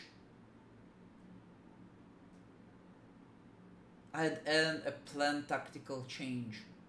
That would be interesting, Daniel, but the only thing that I'm worried about the added tactical change is the fact that most probably most underdogs will plan a tactical change of I'm playing a counterattack or attack from the center or anything else. If I am in the lead, plan to switch to pressing, like kill opportunities out of the game, because you want to reduce opportunities, you're already in the lead and you want to escape with a victory. So let's say every tactical switch will have a negative side as well. Let's say a tactical switch will guarantee 2 more chances into the game, but it's maybe hard to implement. Or it will drastically lower ratings or something. I will change the future coaches market. Oh yeah, that's a big problem. Godiga! How are you doing, my friend? Welcome to the stream. Changing is not adding a new feature, but yeah, the future coach market is in such a bad state, and the thing that I'm worried about is the fact it's not fair to the people that try to play by the rules, because if you are hoarding future coaches, you're basically saying I don't care about the financial restrictions, but I want everyone else to do care about the financial restrictions, because then I'll be able to use those future coaches to buy any player that I want. But that's a thing that we should discuss in a different time.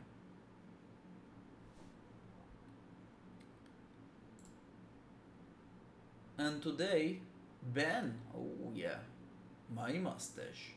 Thank you so much, Uncle M. So, this is the playmaking side. Don't hate the player, hate the game. Yeah. I was always thinking that the financial restrictions in Hattrick were a bit wrong, because the biggest hoarders in the game, the ones that hoard for €500 million, and we have 2 of those players. We have one in Israel, and we even a few years ago made an interview with him. Like, we're looking at the wealthiest teams. He has €480 million. It's 2.4 billion NIS. Almost €500 million. And I think in the Netherlands there was another team, Guns N' Roses. Let's see. Or maybe they're from Sweden. No, they are maybe from Sweden. But in the Netherlands, 280.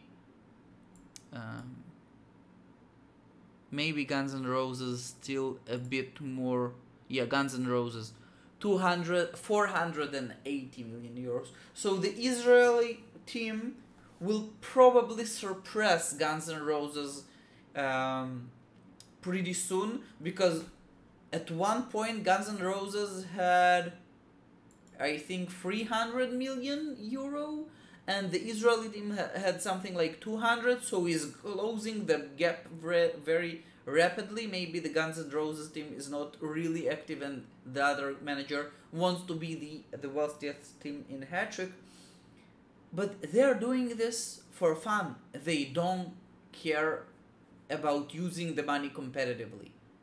Their enjoyment in the game is coming from being the most wealthiest team in the world. And if Hattrick would allow us to do I don't know, to check every team in the game and not only by leagues, they will be very happy about this. But other teams who do want to use their money to be competitive, well, I don't know. For the most part, and I saw teams that explode, buy a lot of money, and eventually build a semi-premier division team in the lowest division just to progress in the cup a few rounds, and it ruins the experience of all the other managers in the lowest division, because I don't think it really ruins the experience of top division teams, because if a low division team will immediately buy a whole squad of players, they will not have loyalty, and they would definitely won't be able to beat the whole Premier Division to take the cup. It's not possible. They will lose at some point. So you are pouring so much money just to have a cup run, and it will be stopped eventually. And the fact that you are beating all the other teams in the lowest division, it's only for one season. You'll promote and then they'll continue their battle. So I don't believe it really ruins their experience, and I think it's a valid tactic in the game. You want to hurt and then use the money. It's okay, you could try and do it. But the HTs really try to restrict this, because if every season someone will do it from your team, from your league, you won't have any other choice but to herd as well and then use the same method. And then it's a, I don't know, snowball that's only rolling and rolling. Future coach market is too easy, but do you think they will change it someday? I really hope yes, and they already started thinking about this, and there are a few solutions. One solution is to decrease the amount of money an external coach costs, because an excellent external coach costs 20 million euros, and then all the future coach market saying, okay, so if that coach costs you 20 million euros, you'll be able to pay for a future coach like half of this amount, because it saves you money. But it doesn't really save you money. No one will hire an external excellent coach. But if you'll decrease this amount for 5 million euros, suddenly some of the effects of future coaches is being neglected. He's no longer saving you money. If you'll buy such a coach, it's just because of the market bubble, and it might explode. Probably the HTs, and a lot of people are saying this on the forum, they are afraid of the future coach market, of a lot of the managers, active managers that stored money in future coaches, to suddenly feel they were robbed of 300 or I don't know, 200 or 100 million euros, and they will leave the game. So I'm saying a couple of things. First of all, if you want the benefits of future coaches, like make sure that it's a market. It's a like stock market. The bubble could burst and you lose money. But let's say we want to be lenient with them and not to really hurt them that much. Let's take some of the money that they invested in future coaches and just put it back in their cash reserve. Neutralize future coaches. Make a rough estimation if you have a future coach with solid leadership and X experience. Kill the coach. Put the money in the cash reserve. So this way you're not really losing the money. You are using the ability to use the money, but that just puts you in the same boat with all other managers playing by the financial restrictions. But most managers who heard future coaches, they don't want this. They're saying, oh no. I want to keep the money and I want to be able to use it, so don't put it in my cash reserve, because then I will not have an advantage on other managers who play fair. Check Denmark.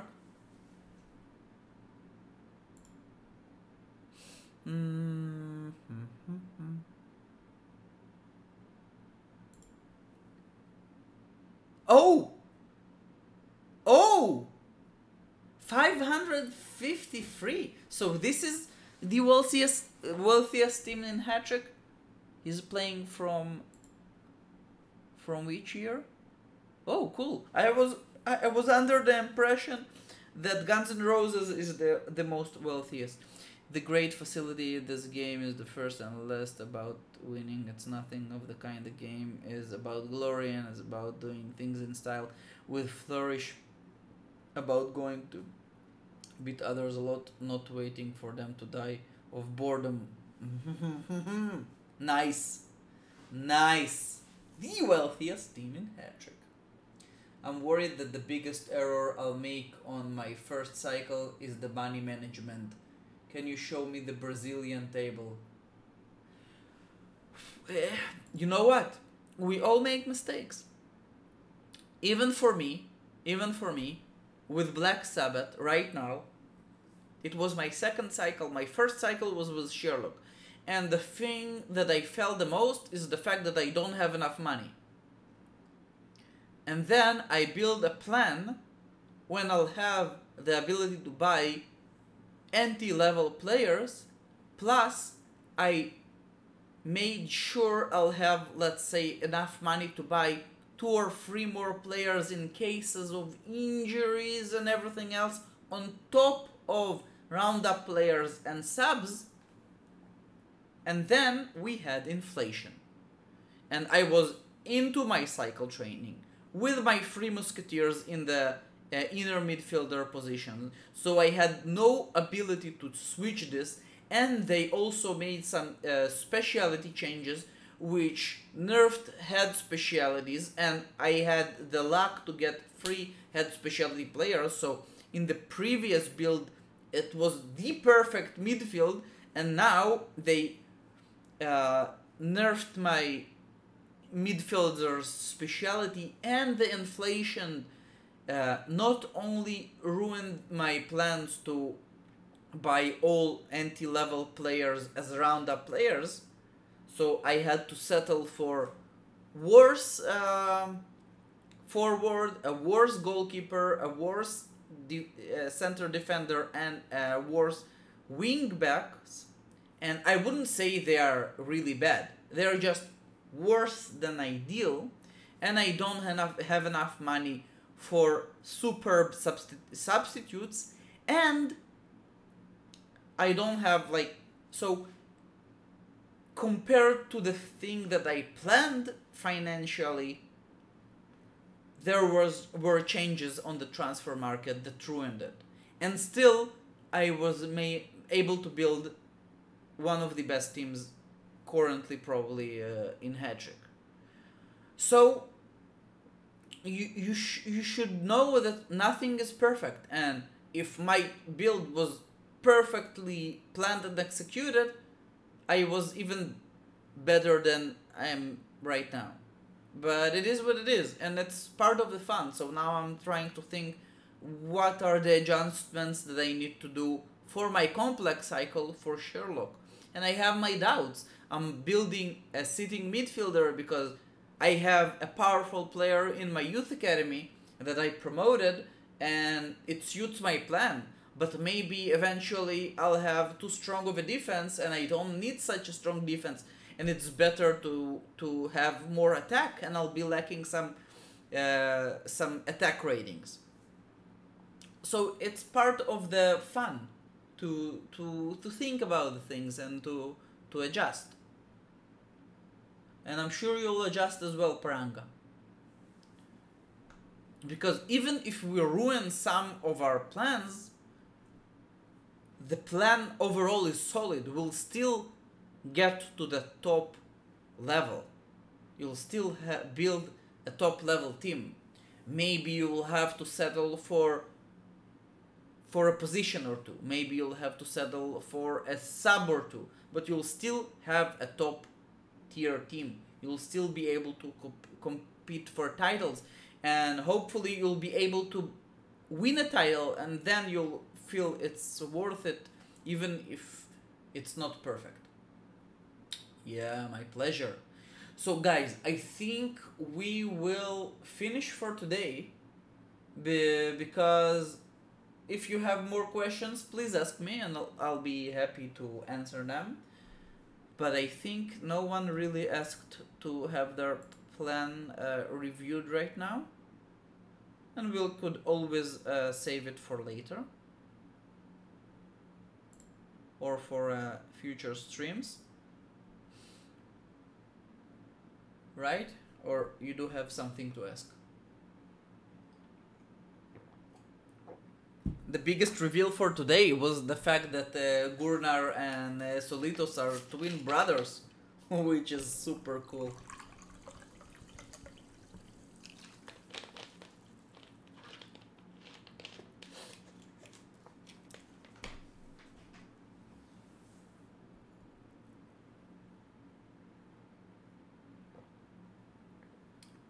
Okay, so I'll think.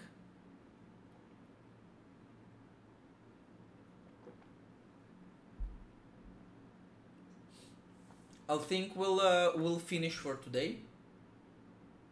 Can you send the invite for Discord? Yes, of course. Wait a second, let's move here.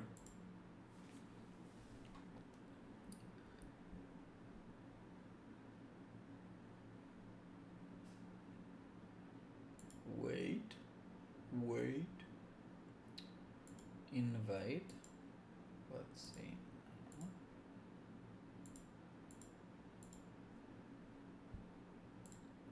Here you go. Wait. Whoa. I misclicked something.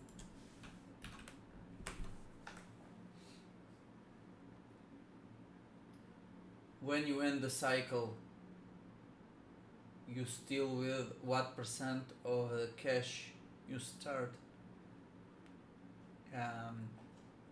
It depends. It depends, because when you finish the cycle, you have some decisions to make. When you finish the cycle, the plan, the players are 33. So here you are just competitive. You could train set pieces, you could train whatever you want. And the players are getting older. So you use the money to maybe make your team bigger, buy another subs, to change a player if you suddenly won a few trophies and you have more money and you're playing in the Hattrick Masters and you're getting more money and the salaries are dropping because the players are getting older. Right now, my team is better than it was 2 seasons ago, but I'm paying less salaries because from the age of 29, you're getting a salary reduction. So at the age of 33, 34, your team is playing at the highest level, but you're actually paying less salaries, so you're saving a lot of money. So maybe when the players are 35, 36, you'll be able to buy some younger players and sell some of the players that you have and have another competitive season and another competitive season. Eventually, you'll get to the point that you'll need to think about maybe using all the money to keep being competitive because you want to win more trophies, or just to call it a day and think about a rebuild, which could be with half-baked players at a medium age of, I don't know, 22, 25, 28, whatever you want, or a hard reset with 17-year-old players when you're selling all the players that you get and you're maybe able to get, I don't know, third of the money that you started with or half of the money that you started with. Because at the end you're generating a lot. The sponsors at the top division give you a lot of money. Stadium income give you a lot of money. You're saving a lot of money on low salaries. Playing until the last rounds in the cup is very profitable, and other things as well. You're welcome, Benicio. So it's all Paranga. It's all depend on when do you want to finish. Let's say Black Sabbath right now are at the beginning of their competitive period, and I have 5 seasons, maybe 5 seasons, maybe 4 or 5 seasons of good competitive play.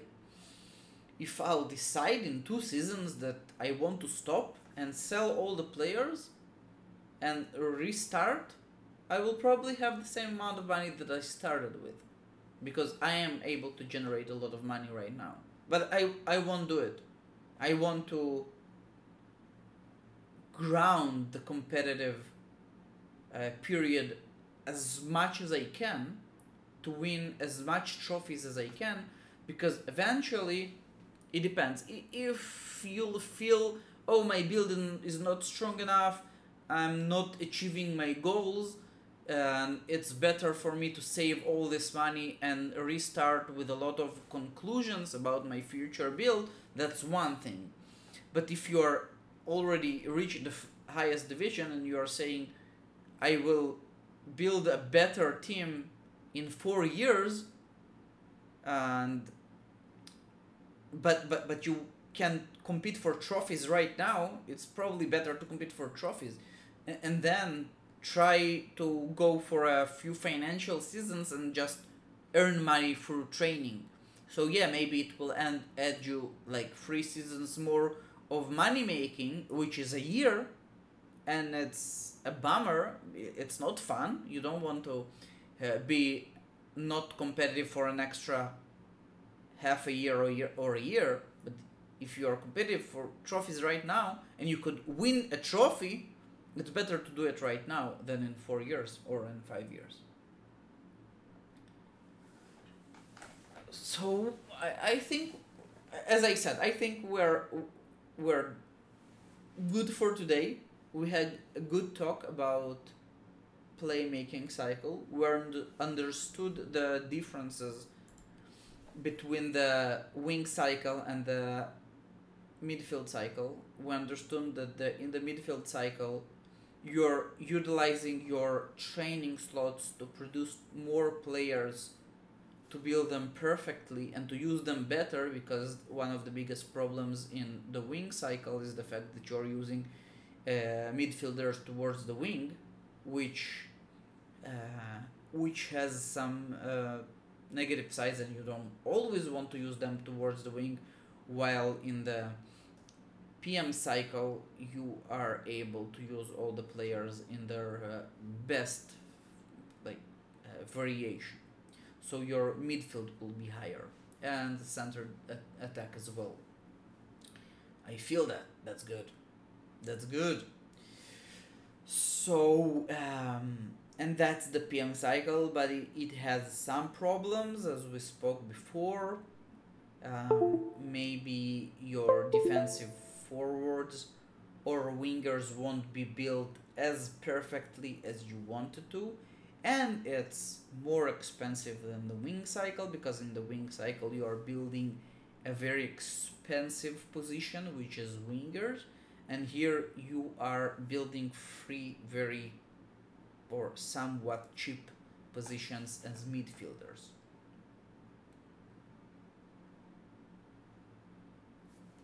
And maybe something happened with the stream right now, I don't know. Maybe the video is stuck. But anyway, let's just conclude on this note, and I'll tell you that thank you so much for watching this second episode of the Cycles training stream, and hopefully you enjoyed it as much as I did. Yeah, you froze. Maybe the camera is frozen. Maybe. Wait a second. I'll try to fix this a little bit. Ha, I have a second camera. Here we go. So I'll speak from a different angle just to conclude things. So as I always say, thank you so much for watching.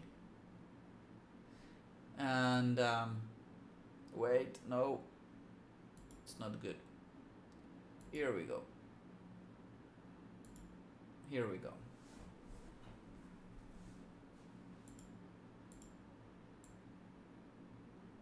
You see, we have solutions. We have to adapt, like in cycle training.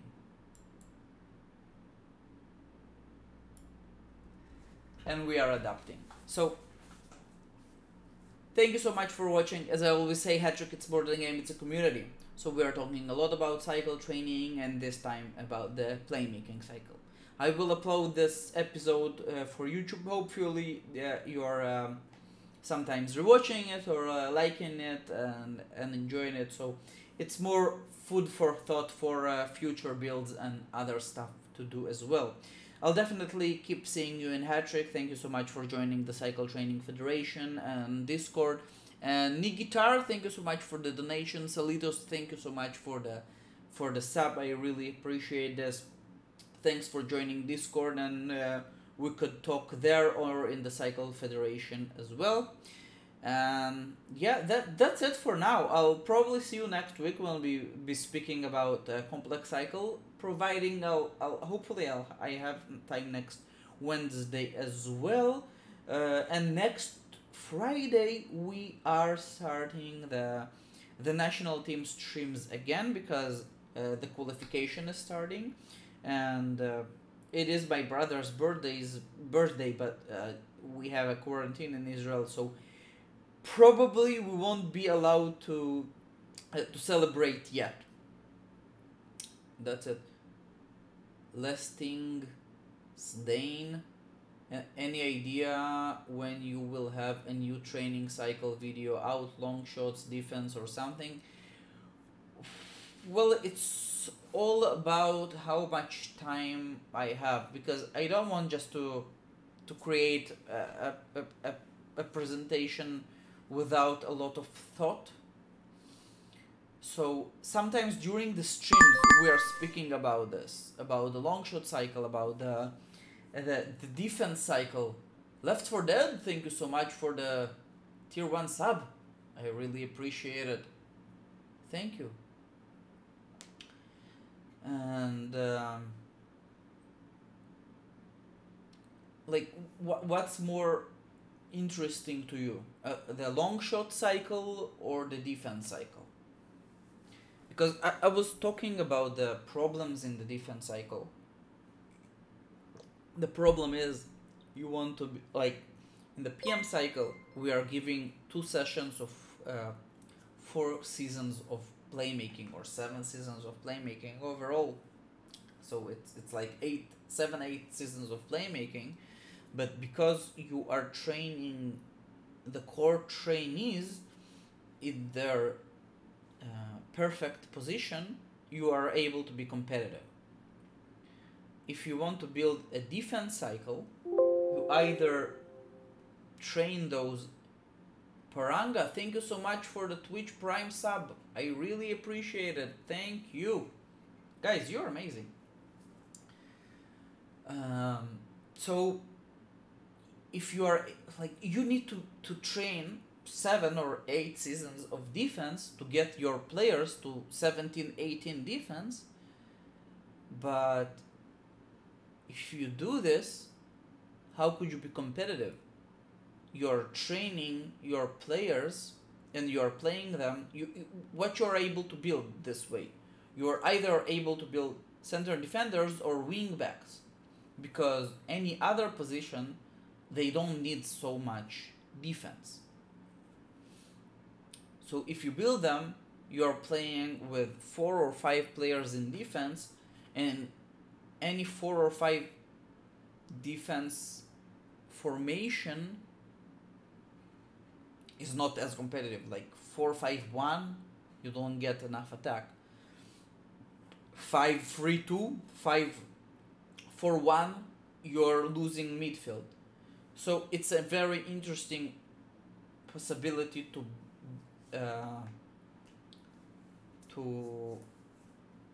build a counterattack team, or you're starting with enough money, you're training defense for 5-6 seasons, but in the last, let's say, 3 seasons, in the last 3 seasons, you're not playing with 5 players in defense. You're training defense, but you're playing 3-5-2. You're playing 2-5-3. You're playing 3-4-3. Sometimes you're playing like 4-4-2, 4-5-1. So instead of training 10 players in defense, from the start you're training like 6.